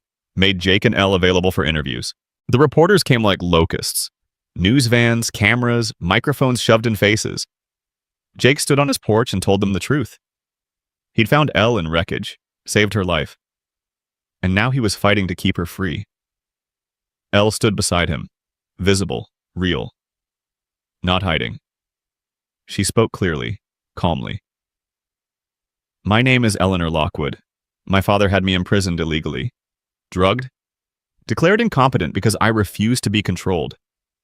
I'm not crazy. I'm not dangerous. I'm just a woman who wanted freedom. The footage went viral. Social media exploded. Small town hero protects plane crash survivor from billionaire father. People took sides. Some believed Elle. Some believed Richard. But everyone watched. Richard called again. Jake didn't answer. Let it go to voicemail. The message was brief. You've made a terrible mistake, Mr. Carter. There's no coming back from this. Ben came home from school, mobbed by kids asking questions. Was it true? Was the woman in their house really a billionaire's daughter? Was his dad really fighting a tech giant? Ben handled it better than Jake expected. Shrugged. Said, yeah, it's true. Said his dad saves people. That's what he does. But that night, Jake found Ben in his room, staring at his phone, at comments, at posts, at people saying terrible things about Jake, about Elle, about their family. Don't read that stuff, buddy. They're calling you a kidnapper, saying you're just after her money, saying you're using her. Jake sat on the bed. People say a lot of things online, doesn't make them true. But some people believe it. Kids at school were asking if we're poor, if that's why you're helping her. What did you tell them? That you're helping her because it's right, because that's who you are. Ben looked up, eyes wet. But Dad, what if we lose? What if her father wins and takes her away and you get in trouble? What happens to us? Jake pulled his son close. I don't know, but I know standing up for what's right is always worth it. Even when it's hard, even when it costs something. Mom would have done the same thing, wouldn't she? Yeah, she would have. Then I'm proud of you. Jake held his son and felt the weight of every choice he'd made, every risk he'd taken, and wondered if being proud was going to be enough when everything came crashing down. The hearing was set for Monday. Margaret spent the weekend preparing. Ellen documented everything. Photographs of Elle's old injuries, medical records showing healed fractures consistent with long-term abuse, psychiatric evaluation declaring her completely competent. But Richard's lawyers arrived Friday with a moving truck worth of documentation. Court orders, medical files, 3 psychiatrists prepared to testify that Eleanor Lockwood was delusional, violent, and incompetent. They had videos of her in the facility, drugged, confused, unable to answer simple questions. They had nursing notes documenting episodes. They had testimony from staff that she'd attacked people, threatened suicide, lived in a constant state of paranoia. Margaret reviewed everything, looked grim. This is bad, Jake. Really bad. They've built an entire history of mental illness, years of documentation. Our evaluation is one opinion against dozens. It's all manufactured. They drugged her, kept her confused, documented the confusion as illness. I believe you, but proving that in court is different. We'd need to show systematic fraud. Prove every doctor lied, every nurse lied, every record was falsified. That's nearly impossible. So what do? We tell her story, get her on the stand, let the judge see her, hear her, make it about the person, not the paperwork. Sunday evening, Richard Lockwood arrived in Montana. Private jet, motorcade of black SUVs. He checked into the nicest hotel in town like he owned it, which he probably did by the end of the day. Money bought things, including hotels. He held a press conference, stood in front of cameras looking every inch the concerned father. Silver hair perfect, suit impeccable, voice breaking with emotion. My daughter is sick, deeply sick. She needs help, not exploitation. This man, this Jake Carter, he's convinced her that her illness is reality, that her delusions are truth. He's enabled her paranoia, made her worse. And now he's parading her in front of cameras like some kind of trophy, like proof of his heroism. But there's no heroism in denying a sick woman the treatment she desperately needs. He cried, actually cried, dabbed his eyes. I just want my daughter back. I just want her safe, healthy. That's all any father wants. The public opinion shifted. Comments changed. Maybe the father's right. Maybe she is sick. Maybe Jake Carter is the villain here, I did always. Ben showed Jake the posts, the comments, the shift. Dad, people are turning on us. Let them. Truth doesn't change based on opinion. But Jake felt it. The pressure, the doubt. What if he was wrong? What if Elle really was sick and he'd just enabled her? What if he'd destroyed his life and his son's future over a woman he'd known for 2 weeks? He found Elle that night. She was packing, quiet, methodical, putting the few things she owned into a bag. What are you doing? Leaving before the hearing, before you lose everything? No. Jake, look at what's happening. Your reputation, your son, everything you've built, it's all burning because of me. So we'll build again. You don't understand. He's winning. He always wins. That's what money does. It wins. Jake took the bag from her hands, set it down. Tell me something.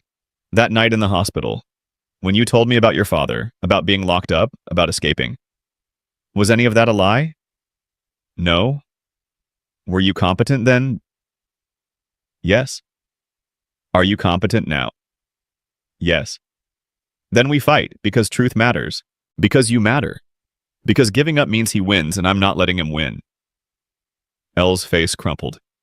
Why do you care so much? You barely know me.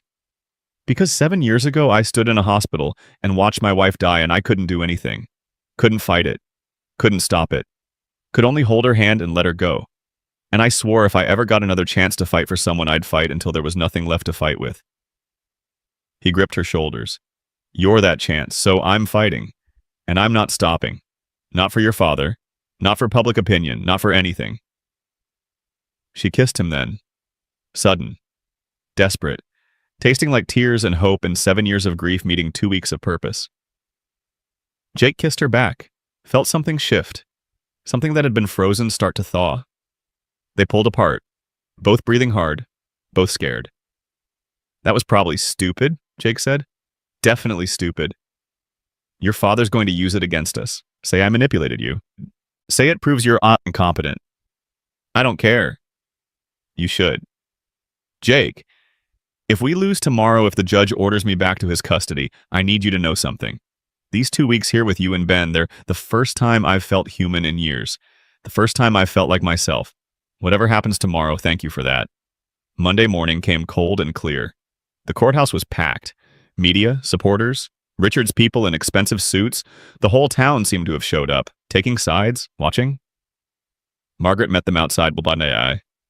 Last chance to settle. Richard's offering full medical evaluation by independent doctors. If they declare you competent, he drops the conservatorship. No strings. Elle shook her head. He'll buy the doctors, like he bought the others. I want the judge to decide. They entered the courtroom. Richard sat with his lawyers, 5 of them, all looking like they ate cases like this for breakfast. He looked at Elle with an expression Jake couldn't read. Grief, maybe, or calculation. Judge Patricia Morrison entered. No relation to Jake's Morrison. She was old school, tough, fair, didn't care about money or pressure, just law. I've reviewed the filings from both sides. This is a complicated case. We have conservatorship granted in Washington being challenged in Montana. We have conflicting medical opinions. We have a father claiming his daughter is incompetent and a daughter claiming her father imprisoned her illegally. She looked at both sides. I'm going to hear testimony. Then I'll decide. Mr. Lockwood, your attorneys may proceed. Richard's lead attorney stood. Smooth, confident. Laid out their case. Years of mental illness. Multiple hospitalizations. Suicide attempts. Violence. Delusions. 3 psychiatrists testified via video, each one explaining Eleanor's condition. Paranoid schizophrenia, dissociative disorder, danger to herself and others. They played videos. Elle in the facility, drugged, unable to answer basic questions, crying, screaming. It was devastating, convincing. Jake watched the jury of one Judge Morrison and saw doubt creeping in. Then it was their turn. Margaret called Ellen first. Ellen testified about Elle's injuries, old fractures, evidence of systematic abuse, psychiatric evaluation showing complete competence. But under cross-examination, Richard's lawyers tore into her. Pointed out she'd only known Elle 2 weeks, had no access to years of prior records, was basing her opinion on limited information. Then Margaret called Jake. He testified about finding Elle, about her lucidity, her strength, her fear of her father. He told the truth, every word. But under cross-examination, they made him look like a fool. A widower projecting onto a damaged woman. A man who'd known her 2 weeks claiming to understand her better than doctors who'd treated her for years. Finally, Margaret called Elle. She walked to the stand. Visible bruises still healing. Arm still in a sling. She looked fragile, broken. Jake's heart sank, but when she spoke, her voice was steady, clear. She told her story, all of it. Her father's control, the arranged marriage, her refusal, being committed, the drugs, the false death, the escape, the crash. Every word measured, every word true. Richard's attorney cross-examined. Harsh, aggressive, trying to trip her up. Make her seem confused, delusional. Miss Lockwood, you claim you were imprisoned, but records show you were admitted voluntarily. I was drugged and coerced. I signed papers while unconscious. You claim you were abused, but medical records show your injuries were self-inflicted. They forced those diagnoses. I never hurt myself. You claim you remember everything, but you also claim you had amnesia after the crash. Which is it? Elle paused, took a breath. I had memory loss, but my memories returned, in pieces, skills first, then emotions, then facts. That's how trauma works. Ask any psychologist. The attorney smiled. Or that's how delusion works, creating memories that support your narrative. Margaret stood. Objection. Argumentative. Sustained. But the damage was done. Jake could see it. The seed of doubt planted. Maybe she was making it all up. Maybe her memories were delusions. Maybe Richard was right. The hearing ended at 4. Judge Morrison looked exhausted. I'll issue my ruling tomorrow morning, 9 a.m. Everyone be here. They walked out into camera flashes. Questions shouted. Jake kept his arm around Elle. steered her through the crowd. Ben met them at the truck. He'd skipped school to be there. "How'd it go?" Jake couldn't lie to his son. "I don't know, buddy. I really don't know." That night, none of them slept. They sat in the living room, waiting. Jake thought about tomorrow, about Judge Morrison's ruling, about what happened if they lost. Federal marshals taking Richard getting what he wanted. Jake facing charges, everything burning. Sat beside him, held his hand. "Whatever happens, thank you." "Don't. We haven't lost yet." "But if we do, promise me something. Promise you'll let me go. Don't fight after the ruling. Don't make it worse for yourself and Ben. Just let me go." "I can't promise that." "Jake, I said I can't promise that because I'm not giving up. Not now. Not ever." Ben looked at them. "We're family now, right? That's what this is. We're choosing to be family, and families don't give up on each other." Jake pulled his son close, pulled close, 3 people who barely knew each other 2 weeks ago now holding on like they were the only solid things in the world. Outside, the night was cold. Inside, they kept each other warm and waited for morning to come with answers they weren't sure they wanted to hear. Morning came with gray skies and a sense of ending. Jake made coffee, burned toast. His hands wouldn't stop shaking. Hadn't slept at all. She sat at the kitchen table staring at nothing. Ben came down already dressed. School clothes, like today was normal. "You don't have to come," Jake told him. "You can stay with Grandma." "I'm coming." "Ben." "I said I'm coming. She's family. I'm not leaving her." They drove to the courthouse in silence. The parking lot was already packed. News vans, cameras, people holding signs. Some said free Eleanor, some said trust the doctors. The country had split down the middle watching this play out. Margaret met them at the entrance, but she looked like she'd aged 10 years overnight. "Whatever happens in there, stay calm. Don't react. Don't give them ammunition." "What do you think she'll rule?" asked. "Honestly, I have no idea. This could go either way." The courtroom filled fast. Richard sat with his lawyers looking confident, like the outcome was already decided. He glanced at once, just once. His expression was unreadable. Judge Morrison entered at 9 sharp. Everyone stood. Sat. The room went silent except for camera shutters clicking.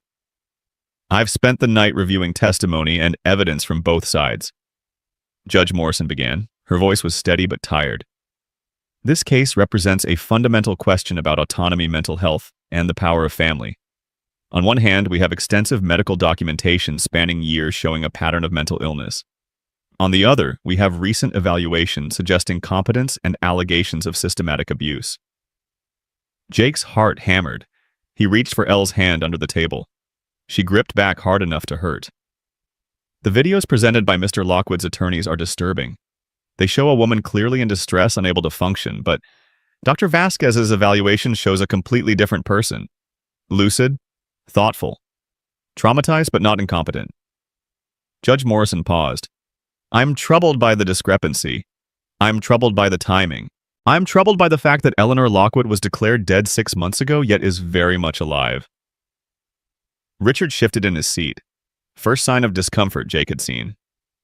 "However, I'm also aware that mental illness can present in cycles, lucid periods followed by episodes, and I cannot ignore years of documentation from multiple medical professionals." She looked directly at "Miss Lockwood, I believe you believe what you're saying. I believe you've suffered trauma, but belief and legal competence are different standards." Jake felt hand go slack. This was it. They were losing. "That said," Judge Morrison continued, "I'm not comfortable returning you to your father's custody based solely on sealed records from another state. Not without independent verification." She looked at Richard. Mr. Lockwood, your attorneys presented videos and documentation, but I note all treating physicians testified via video. None appeared in person. None submitted to cross-examination." Richard's lead attorney stood. "Your Honor, these are respected professionals with busy practices. Video testimony is standard procedure." "Perhaps, but in a case this significant, I expect more. I expect accountability." Judge Morrison's voice hardened. "I'm ordering an independent psychiatric evaluation. 3 doctors, chosen by this court, not by either party. They will have access to all medical records, all evidence, all testimony. They will evaluate Eleanor Lockwood over the next 30 days and report their findings. Your Honor, Richard's attorney objected. My client has legal guardianship granted by Washington courts. And this is Montana, where I have jurisdiction over anyone residing within state borders. Miss Lockwood is currently residing here. Therefore, I have authority to order evaluation before enforcement of out-of-state orders. She banged her gavel. During the evaluation period, Eleanor Lockwood will remain in the custody of Jake Carter under court supervision. She will attend all appointments, submit to all evaluations. Mr. Carter will be held responsible for her compliance. If she flees or fails to cooperate, I will immediately enforce the existing guardianship and Mr. Carter will face charges. Am I clear? Yes, Your Honor, Margaret said quickly. Mr. Lockwood, your response. Richard stood, smooth, calm. Your Honor, while I disagree with this delay, I respect the court's authority. I only ask that the evaluation be expedited. Every day my daughter goes without proper treatment puts her at risk. Noted. Evaluation will begin immediately. Ruling complete. Court adjourned. The gavel banged. Everyone started talking at once. Reporters shouting questions. Lawyers huddling. Jake just sat there processing. They hadn't won, but they hadn't lost either. They had 30 days. Outside the courthouse was chaos. Cameras everywhere, questions flying. Margaret pushed through, making no comment. They got to Jake's truck and climbed in fast. What just happened? Ben asked from the back seat. We got time, Margaret said. 30 days to prove Elle's competent, but it's conditional. She has to cooperate fully with the evaluation. No missed appointments, no refusing tests, nothing that looks like she's hiding something. I'll cooperate, Elle said. Her voice was shaking. I'll do whatever they want. Good, because those evaluators, they're going to dig deep, ask hard questions, push boundaries. They're going to try to find cracks in your story, inconsistencies, anything that supports your father's claims. Let them. I'm telling the truth. Jake drove home through streets lined with cameras, news crews filming them, following them. It was surreal, invasive, like living in a fishbowl. His phone rang. Unknown number. He almost didn't answer. Then did. Mr. Carter, this is David Park. I'm an investigative journalist with the Seattle Post. I've been looking into Richard Lockwood for 2 years, and I think I can help you. Jake pulled over, put the phone on speaker. I'm listening. Eleanor Lockwood isn't the first family member Richard has had declared incompetent. His brother Marcus, committed 15 years ago, still institutionalized. His first wife's sister, committed 10 years ago, disappeared into private care, never seen again. There's a pattern. Anyone who threatens his control gets labeled mentally ill and removed. Elle went pale. Marcus, my uncle Marcus, I remember him. He was kind, funny. I loved him. Then one day he was just gone. My father said he'd had a breakdown. He didn't have a breakdown, David said through the speaker. He tried to blow the whistle on illegal accounting practices in the company, threatened to go to the SEC. 2 weeks later, he was committed. Diagnosis paranoid schizophrenia, same diagnosis your father used on you, Eleanor. Can you prove this? Margaret asked. I have sources, former employees, medical staff who've come forward off the record, but getting them to testify publicly, that's harder. They're scared. Richard has destroyed people before, ended careers, ruined lives. Nobody wants to be next. But you're still investigating, because someone needs to, because powerful people shouldn't get away with this. David paused. Look, I can't promise anything, but if you give me access, if you let me document this case, I'll use my platform to expose what Richard's been doing for decades. I'll make it too public for him to sweep under the rug. Jake looked at Elle. She nodded. Do it. Tell him everything. They spent the next 3 days living under microscopes. David Park moved into the local motel, interviewed everyone. Jake, Elle Ben, Ellen, Margaret, the rescue workers from the crash site. He documented everything, wrote articles that went viral, each one exposing another piece of Richard's history. The public opinion shifted again. Maybe Eleanor was telling the truth. Maybe Richard Lockwood was exactly what she claimed, a controlling father who used medicine as a weapon. But Richard didn't stay quiet. He gave his own interviews, emotional appeals about a sick daughter and the vultures exploiting her. He brought in Marcus, his brother. The Uncle Elle remembered, wheeled him onto a news show drugged and barely coherent. Proof Richard said that mental illness ran in the family. that Eleanor was following the same tragic path. Jake watched that interview with growing rage. He's using his own brother as a prop, keeping him drugged to make his point. That's what he does, Elle said quietly. He uses people, discards them, and he's very good at making it look like compassion. The psychiatric evaluations began. 3 doctors, each one spending hours with Elle, asking questions, running tests, digging into her history. She came home exhausted after each session, drained. They keep asking about my mother, she told Jake after the second evaluation. How she died, what I remember. I told them she died when I was 10. Cancer. But they keep pushing, like they think I'm lying. Why would you lie about that? I don't know, unless there's something about her death I'm not remembering. She looked troubled. They asked if my father ever hurt my mother. I said no. But then they showed me old news articles. My mother died in a fall, down the stairs in our home. It was ruled an accident, but there were questions. Witnesses who said my father had been violent before. Jake felt cold. You think he killed her? I don't know. I was 10. I don't remember much. Just that she was gone and my father was sad, but also relieved. Like something that had been weighing on him was finally over. Elle's eyes filled. What if I've been running from a murderer? What if he didn't just destroy lives metaphorically? We don't know that. But what if David Park brought them news a week into the evaluations? He'd found a nurse, former employee at the facility where Elle had been held. She was willing to talk. On record. Her name was Patricia Ruiz, 40 years old, tired eyes. She met them at a diner outside of town, looked scared just being there. I worked at Clearwater facility for 6 years, she said. Her hands shook around her coffee cup. Private psychiatric hospital, very exclusive, very expensive. We got a lot of difficult patients. Rich people's problems swept under the rug.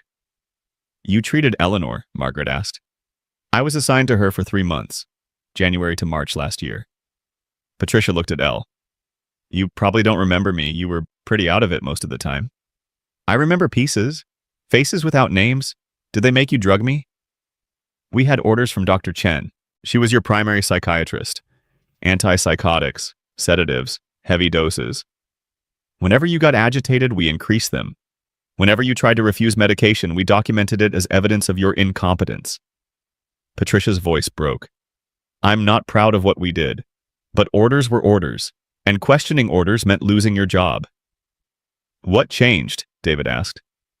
Why are you talking now? Because I saw the news, saw you testifying, saw you fighting back, and I realized I was part of something evil. We weren't treating patients, we were imprisoning them, and I can't live with that anymore. She pulled papers from her bag. I made copies before I left, medical notes, medication logs, everything showing how we kept you sedated, how we documented normal reactions as symptoms, how we created the illness we claimed to treat. Margaret took the papers, scanned them. Her eyes went wide. This is evidence of systematic abuse, medical malpractice, possibly criminal. It's also protected by confidentiality laws, Patricia said. I could lose my license for sharing them, could face charges, but I don't care anymore. Someone needs to stop this. Stop him. Will you testify? Margaret asked. In front of the court? Patricia hesitated, then nodded. Yes, I'll testify. They filed emergency motions with Judge Morrison. New evidence, new testimony, request for immediate hearing. The judge granted it, scheduled for the following Monday. But Richard moved faster. That Friday, federal marshals showed up at Jake's door with papers. Emergency guardianship enforcement, claimed that Elle had missed evaluation appointments, that she was unstable, that immediate intervention was required.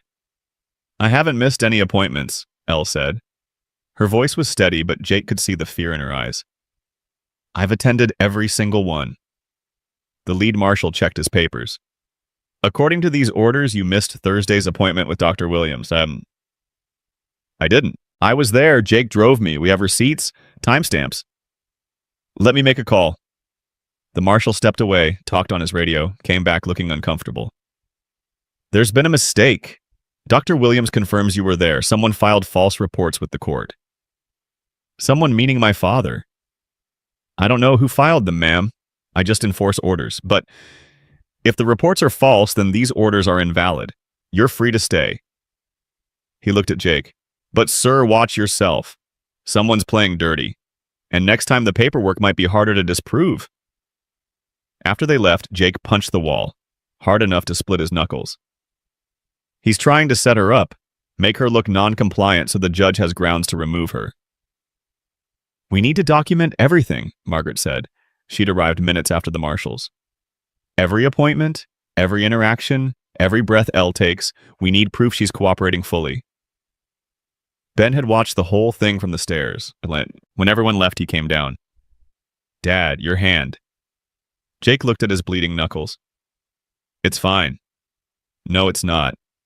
Ben got the first aid kit, cleaned the cuts, bandaged them with the careful attention Jake had taught him.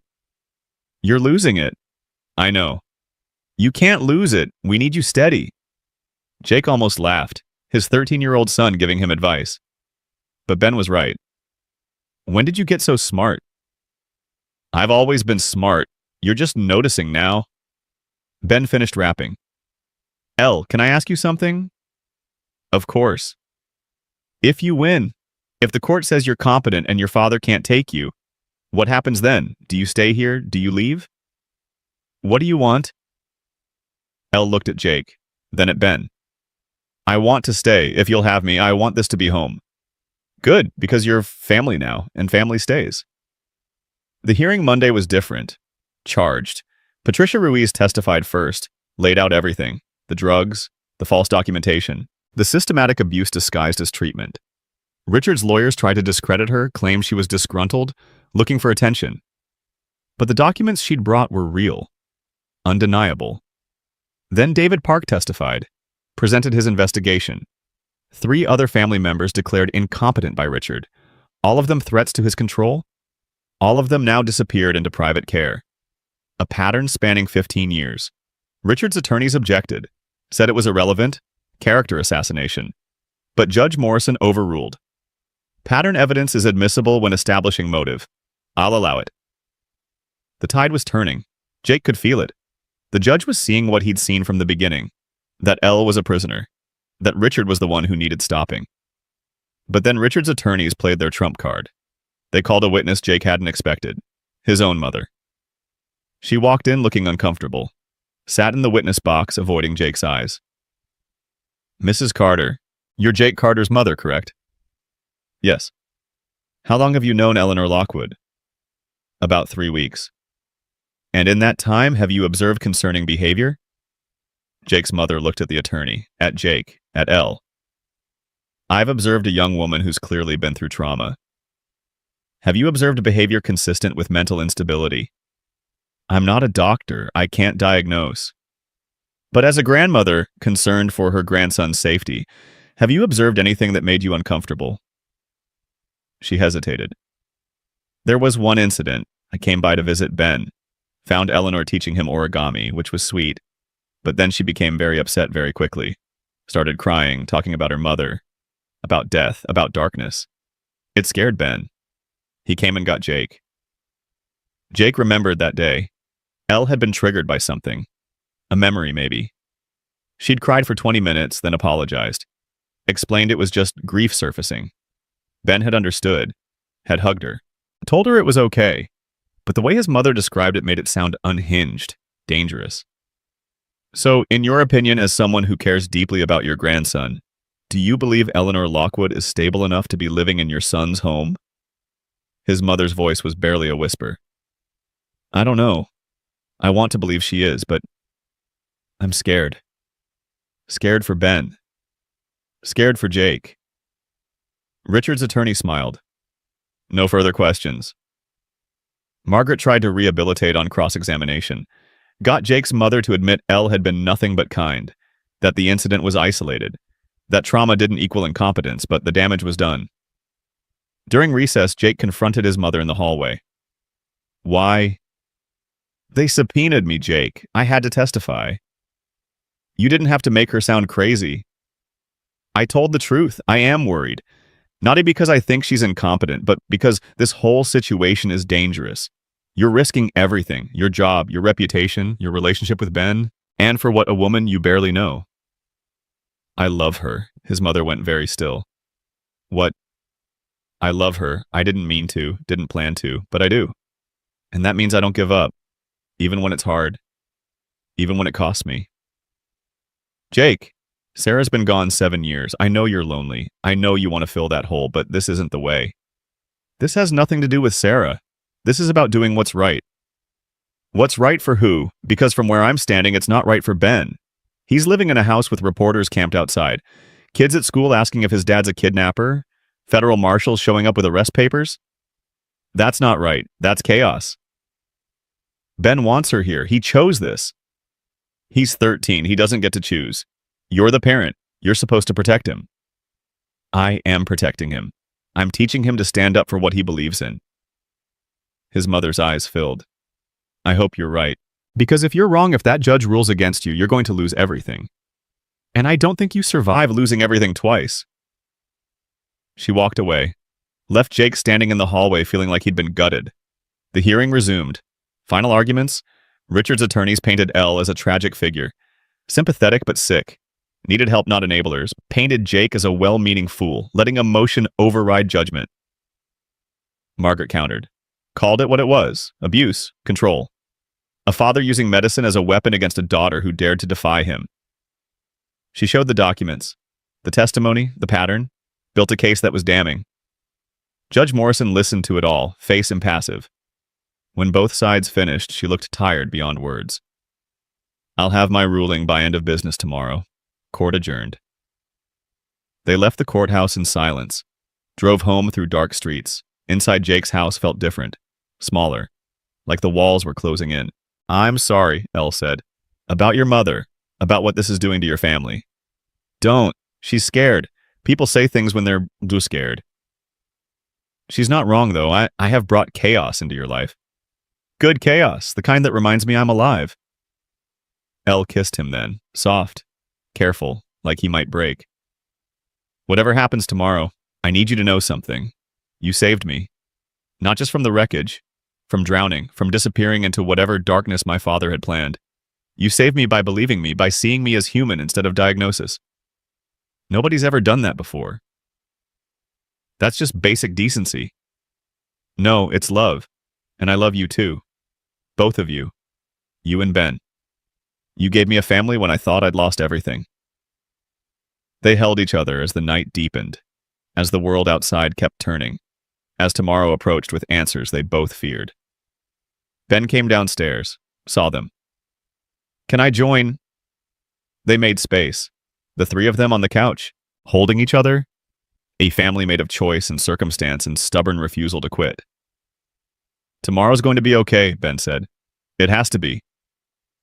Jake hoped his son was right, but hope was getting harder to hold. His phone rang. Margaret. At this hour, that meant something. Jake, turn on the news, Channel 7, now. He grabbed the remote.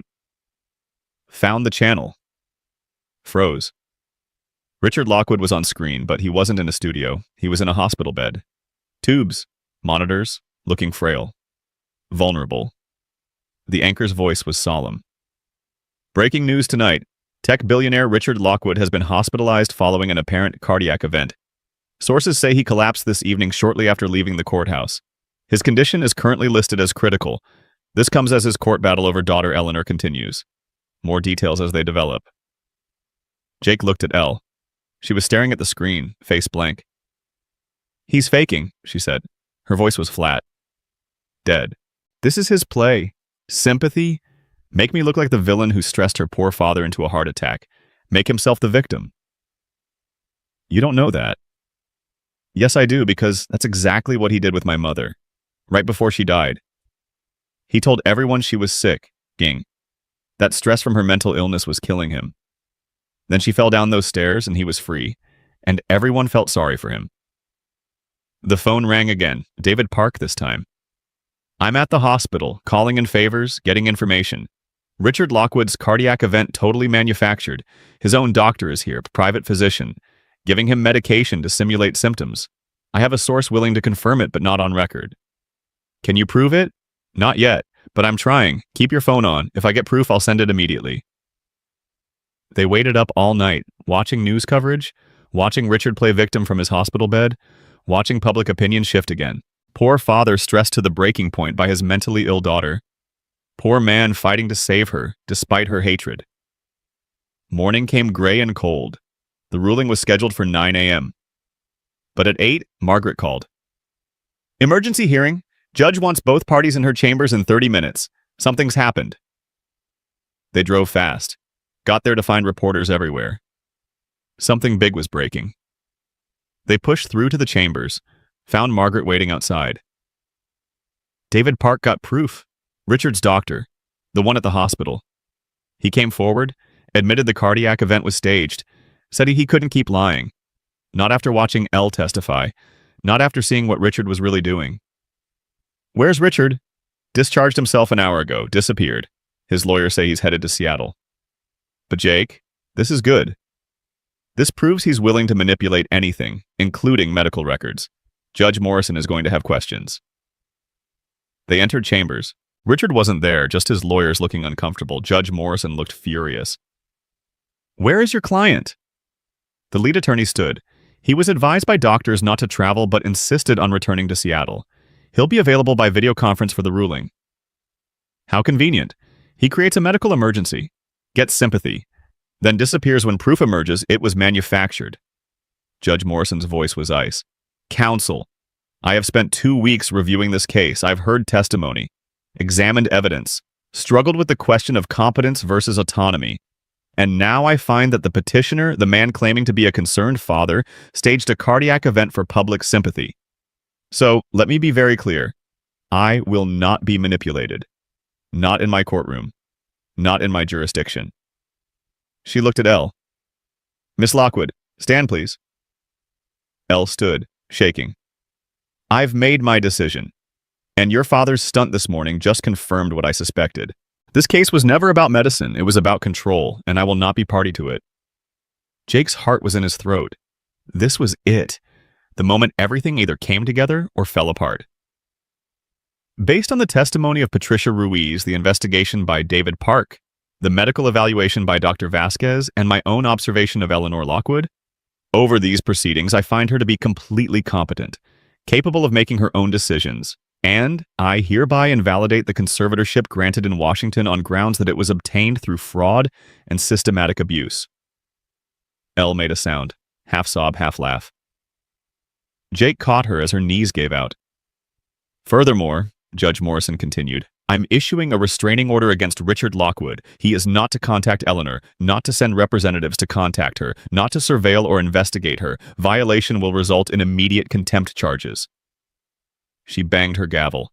"Eleanor Lockwood is free. This court is adjourned." The room exploded, lawyers talking, Margaret hugging Elle, Ben bursting through the door because he'd been listening outside. Everyone talking at once, but Jake just held Elle. Felt her shake, felt her tears. Felt the weight of 2 weeks of fear finally lifting. "You're free," he whispered. "You're actually free." "We're free," she corrected. "All of us." Outside the courthouse was celebration. The town had showed up. Signs, cheers. People Jake barely knew congratulating him, telling him they'd known all along, that they'd been rooting for them. Sheriff Bates found him in the crowd. "Carter, good work. Proud of you, Ed." Morrison was there too, grinning. "Told you that town doesn't abandon its own. You're one of us now, all of you."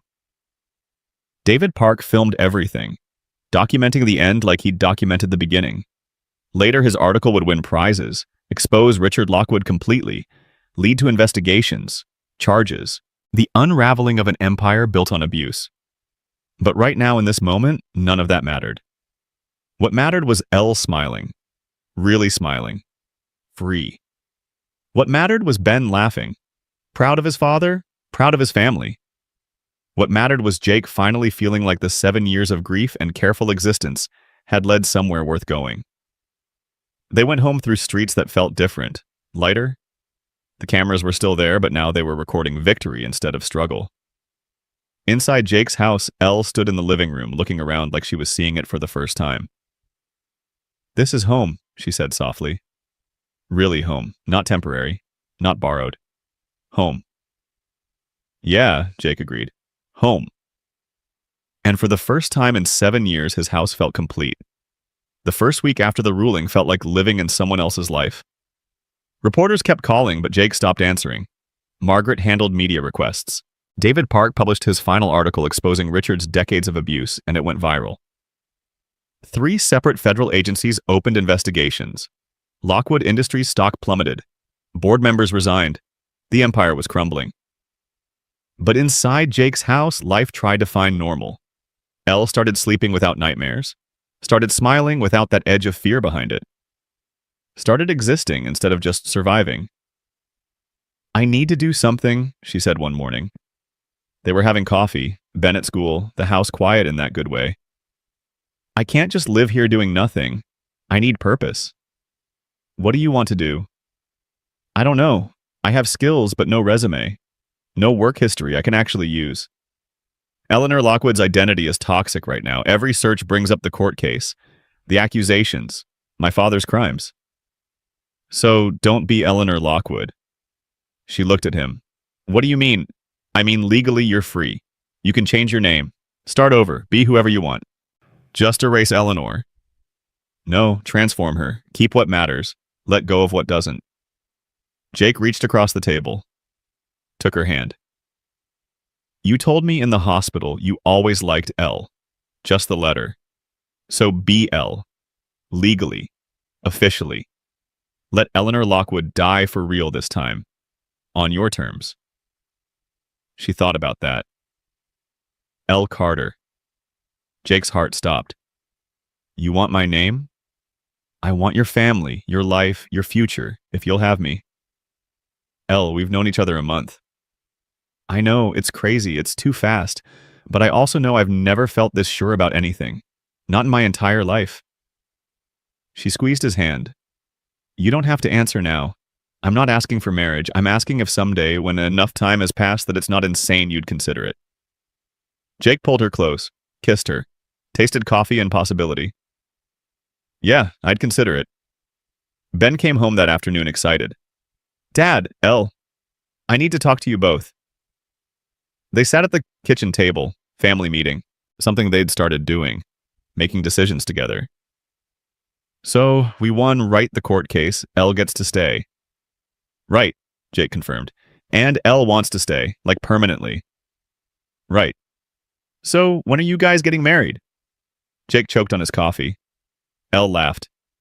"Ben, that's not really something you just ask. Why not? You love each other. Anyone can see it. And you're basically already family, so why wait?" Ben looked between them. "Unless you're worried what people will think. Which is stupid because people always think stuff. Or you're worried it's too fast. Which is also stupid because Mom used to say, when you know, you know." "She did say that," Jake admitted. Sarah had said it about them. 3 dates in. Just knew. "So," Ben pressed. Elle looked at Jake. Jake looked at Elle. They both looked at Ben. "Your father and I were just talking about this, actually," Elle said carefully. "About maybe someday when things settle." "Things are settled. Dad's got you. You've got us. The court said you're free. What else needs to settle?" Jake had to smile. "When did you become the adult here?"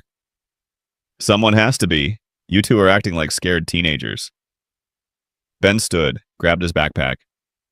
"I'm going to do homework. You two figure out your lives. But just so you know, I already told kids at school you're getting married. So don't make me look like a liar." He left. Jake and Elle sat there. "He's got a point," Elle said. "Multiple points." "So what do we do?" Jake thought about it. About Sarah. About 7 years of grief. About the promise he'd made to keep living. About this woman who'd crashed into his life literally. About choosing happiness instead of safe. We do it right, not fast, not rushed. We date, real dates. Get to know each other without federal agents and court hearings, build something real. How long? Long enough that when I propose, it's because we chose it, not because we survived something together. Elle smiled. "I can work with that." They started dating, real dating. Jake took her to dinner at the diner where everyone knew them, took her hiking in the mountains, took her to the movies where they sat in the back and held hands like teenagers. Elle started volunteering at the library, found she loved working with books, with quiet spaces, with helping people find stories. She also started therapy, real therapy with Dr. Sarah Kim, a trauma specialist Margaret recommended, working through years of abuse, years of gaslighting, years of being told she was crazy when she was actually just caged. She asked me today what I want, Elle told Jake one night, not what I'm running from, what I'm running toward, and I couldn't answer. Because I've spent so long escaping, I don't know what I'm building. So figure it out. You have time now. You have freedom. Now's it. She did. Started painting. Turned out she was good at it. Abstract stuff. Colors and emotion. She painted the plane crash. Painted the wreckage. Painted Jake's face when he found her. Painted Ben's smile. Painted freedom in shades of blue and gold. A local gallery asked to show her work. She said yes. The opening was small, intimate. Half the town showed up, bought paintings, told her she was talented, told her they were proud. Jake stood in that gallery watching Elle talk to people, watching her glow, and he thought about how far they'd come, from wreckage to this, from survival to life. Ben tugged his sleeve. You're staring. I know. You gonna propose yet? Not yet. Why not? Because she's still figuring out who she is, and I want her to know herself before she ties herself to us permanently. Ben considered that. That's actually pretty smart, Dad. Don't sound so surprised. 3 months after the ruling, David Park called. You need to see this. He sent a link. News article. Richard Lockwood had been arrested. Multiple charges. Fraud, false imprisonment, conspiracy. The investigation had found everything. Every person he'd had committed illegally. Every doctor he'd bribed. Every record he'd falsified. The evidence was overwhelming. Elle read the article twice, then set down her phone. He's going to prison. Looks like it. Good. She said it flat. No emotion. Then the emotion hit. She started crying. Not sad crying. Release crying. Years of fear finally ending crying. Jake held her while she shook. Ben came and held her too. 3 people holding each other while the world realigned. I want to visit him, Elle said later. Before the trial. Before he's sentenced. I want to see him one more time. Why? Because I need to tell him I forgive him. Not for him. For me. So I can let it go. Jake drove her to Seattle 2 weeks later. To the detention center where Richard was being held pending trial. She went in alone. Said this was something she needed to do herself. She was in there 45 minutes. Came out looking lighter. What did you say? Jake asked. I told him I forgive him for trying to control me, but I don't forgive him for hurting Marcus. For hurting all those other people. That's on him. That's his burden. She got in the truck. And I told him I'm happy. That I found a family. That I'm building a life he can't touch. And that he lost. Not just the court case, he lost me. He lost everything that mattered because he tried to own it instead of love it.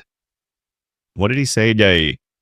Nothing at first. Then he said I'd always been ungrateful, that everything he did was for my own good, that I'd regret this. She smiled. Sad but free. He still doesn't get it. He never will, but that's not my problem anymore. They drove home through mountains turning gold with autumn. The season was changing. Everything was changing. Back home, Jake found his mother on his porch. She stood when she saw them. Can we talk? Jake nodded. Elle went inside, gave them space. I'm sorry, his mother said, for testifying against her, for doubting you, for being scared instead of supportive. You were protecting Ben, I get it. But I was wrong. She's good for you, Jake. Good for both of you. I can see that now, the way Ben talks about her, the way you look at her. It's like you came back to life. His mother's eyes filled. Sarah would approve. I know that now. She'd want you happy. Want you loved. Want you living instead of just existing. Thanks, Mom. So, when are you proposing? Jake laughed. Why does everyone keep asking that? Because we can all see it coming, and we're excited. She's family now. We just want it official. That night, Jake lay in bed thinking about rings and proposals and forever. Thinking about Sarah's ring in his drawer, the one he'd never been able to look at after she died. He got up, found it, held it in the dark. It was beautiful. Simple gold band with small diamonds. Sarah's style, but not Elle's style. Elle needed something different. Something that was theirs, not borrowed from the past. He went ring shopping the next day. Found something perfect. White gold. Single stone. Elegant but not flashy. Elle's style exactly. But he didn't propose. Not yet. Because Ben was right that they were family. But Jake was right that Elle needed to find herself first. So he waited. Winter came. First snow. The mountains went white. Jake taught Elle to ski. She fell 100 times and laughed every time. Ben joined them. They spent weekends on the slopes acting like tourists in their own town. Christmas was small. Just the three of them. Plus Jake's parents. Margaret stopped by. Ellen too. Morrison and Sheriff Bates. David Park flew in from Seattle. The house was full, warm, loud, alive. Elle stood in the kitchen watching everyone. Jake found her there. You okay? I'm perfect. I just never had this before. Family, real family. People who chose to be here not because they had to, but because they wanted to. Get used to it. This is your life now. She kissed him, long and slow. Best life I could imagine. New Year's came. They watched fireworks from the porch, Ben between them, counting down, cheering. When midnight hit, Jake looked at Elle and thought, this is it. This is the moment. But before he could say anything, Ben spoke up. I have an announcement. I've been thinking about it for months, and I've decided. He looked at Elle. I want you to adopt me, legally. I want you to be my mom, not replace mom, but be mom too, if that's okay. Elle's face crumpled. Ben, are you sure? Completely sure. You saved us. Both of us. Dad was barely living before you, and I was just going through motions. But now we're a family. A real family. And families should be official. Jake was crying. Didn't even try to hide it. Buddy, that's a big deal. You understand what you're asking. Yeah, I'm asking Elle to be my mom. To be here forever. To be family legally, not just in our hearts. Ben looked between them. Unless you're not ready. Unless it's too much. It's not too much, Elle said through tears. It's everything, yes, absolutely yes. They held each other while fireworks exploded overhead. Three people who'd found each other in tragedy and built something beautiful from the wreckage. 2 months later, the adoption papers went through. Elle became Ben's legal guardian. He started calling her mom. Not all the time. Sometimes still Elle, but mom when it mattered. When he needed comfort. When he wanted to share something important. When he just wanted her to know she belonged. Jake's parents threw a party, celebrated the official addition to their family. Jake's mother pulled Elle aside. Welcome to the family. Really welcome. I know I made it hard at first, but you're one of us now. And we take care of our own. Thank you for accepting me. For trusting Jake's judgment when I gave you every reason not to. He has good judgment, even when it looks crazy. Sarah taught him that. Taught him to trust his heart. His mother hugged Elle. She'd love you, just so you know. She'd see what you did for her boys and she'd love you for it. Spring came with wildflowers and possibility. The 1-year anniversary of the crash approached. Jake woke up that morning thinking about the day that changed everything. The day he found Elle in Wreckage. The day he pulled her from death and into his life. He made breakfast, found Elle already awake, already dressed. I want to go back, she said. To the crash site. I need to see it. They drove into the mountains, found the place where Flight 227 had come down. It looked different now. Grass growing, forest reclaiming, nature healing what trauma had scarred. Elle walked the site, found where she'd been trapped, where Jake had found her. She knelt there, put her hand on the ground. Thank you, she whispered. To the earth, to fate, to whatever force had kept her alive. Thank you for giving me another chance. Jake knelt beside her. Thank you for taking it. She turned to him. I'm ready now. Whatever you want to ask, whatever you've been waiting to ask, I'm ready. Jake smiled, pulled the ring from his pocket. Eleanor Lockwood died in this place, but Elle Carter was born here, and I want to spend the rest of my life watching her live. Watching her paint and laugh and be free. watching her be Ben's mom and my partner and herself. So, will you marry me? Will you make this official? Will you choose us forever, the way we chose you? She was crying and laughing and nodding. Yes, God, yes, 1,000 times yes. He slid the ring on her finger, kissed her while the mountains watched, while the sight of her almost death became the sight of her new beginning. They got married in June. Small ceremony, just family and close friends. Margaret officiated. Ellen was maid of honor. Morrison gave Elle away because she had no father anymore, and he volunteered. Ben was best man, wore a suit Jake's mother had bought him, stood tall and proud. Jake's vows were simple. I found you in wreckage and you found me in grief. We saved each other, and now we choose each other every day for the rest of our days. Elle's vows were strong. You believed me when believing me cost you everything. You stood between me and darkness. You gave me family when I thought I'd lost mine. You gave me freedom and love and home, and I promise to honor that, to be worthy of it, to love you and Ben with everything I have. They kissed while everyone cheered. It became officially what they'd been for months, Ellie. The reception was at Morrison's barn, dancing and food and joy. Ben gave a toast, 13 turning 14 and confident. When Elle crashed into our lives, literally I didn't know what to expect, but she became my second mom, my friend, my family. She taught me origami and painting and how to be brave. And she made my dad smile again. Really smile. For the first time since Mom died. So, welcome to the family, Mom. We're glad you survived. We're glad you stayed. How about you? We're glad you're ours. Everyone cried, even Sheriff Bates, who claimed he never cried. Jake danced with Elle as the sun set, held her close, felt the weight of the ring on her finger, felt the rightness of this moment. You know what the best part is, Elle said. What, whoa? I don't feel rescued anymore. I don't feel like someone who needed saving. I feel like someone who fought for her life and won, and then found something even better than survival. I found purpose. I found love. I found me. That's the woman I married, not the woman I pulled from wreckage, the woman who climbed out of that wreckage and built herself new. They danced until stars came out, until Ben fell asleep on a hay bale, until the last guests left. Then they drove home, to their house, their family, their life.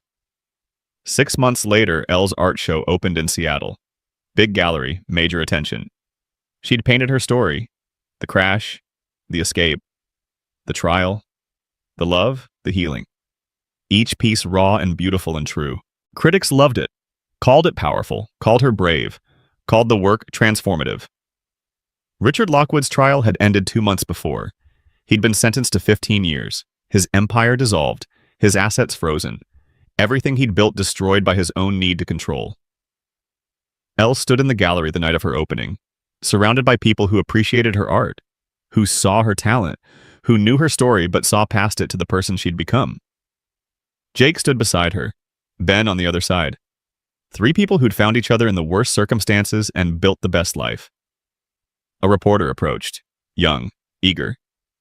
Ms. Carter, can I ask you something? Do you ever regret getting on that plane, the one that crashed? Knowing everything that followed. Elle thought about it, really thought.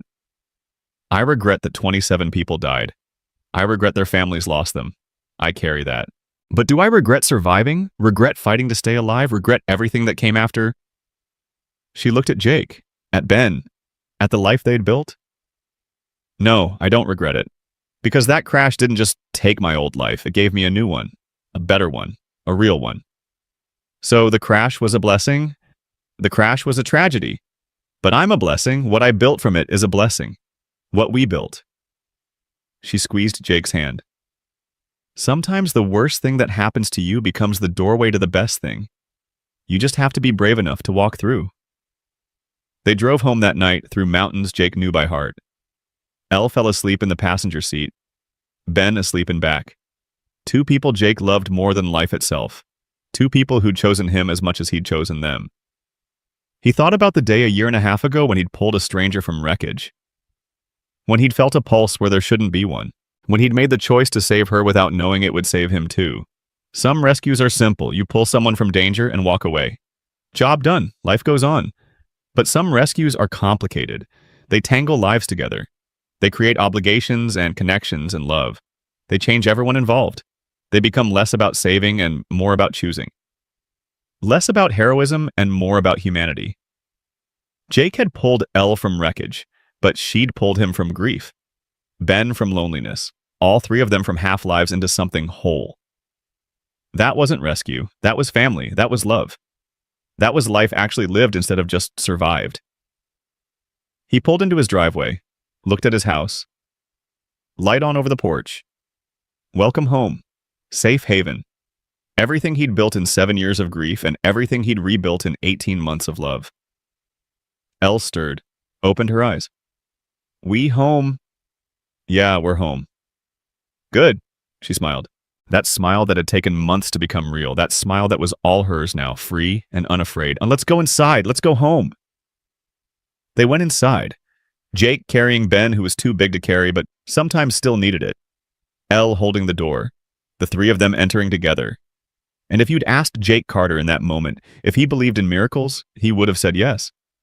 Because he'd found one in Wreckage, because he'd married one in June, because he was raising one who called them both parent.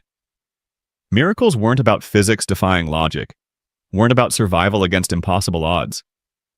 Miracles were about people choosing each other, about love building homes in broken places, about families forming from pieces that shouldn't fit but somehow did. He'd found a woman in the wreckage of a Boeing crash, unaware she'd become his miracle, but she had. And he'd become hers, and together with Ben they'd become something neither of them thought possible after loss. They'd become whole again. Not the same whole as before, but a new whole, built from trust and choice and stubborn refusal to give up. And that was worth more than survival. That was worth everything.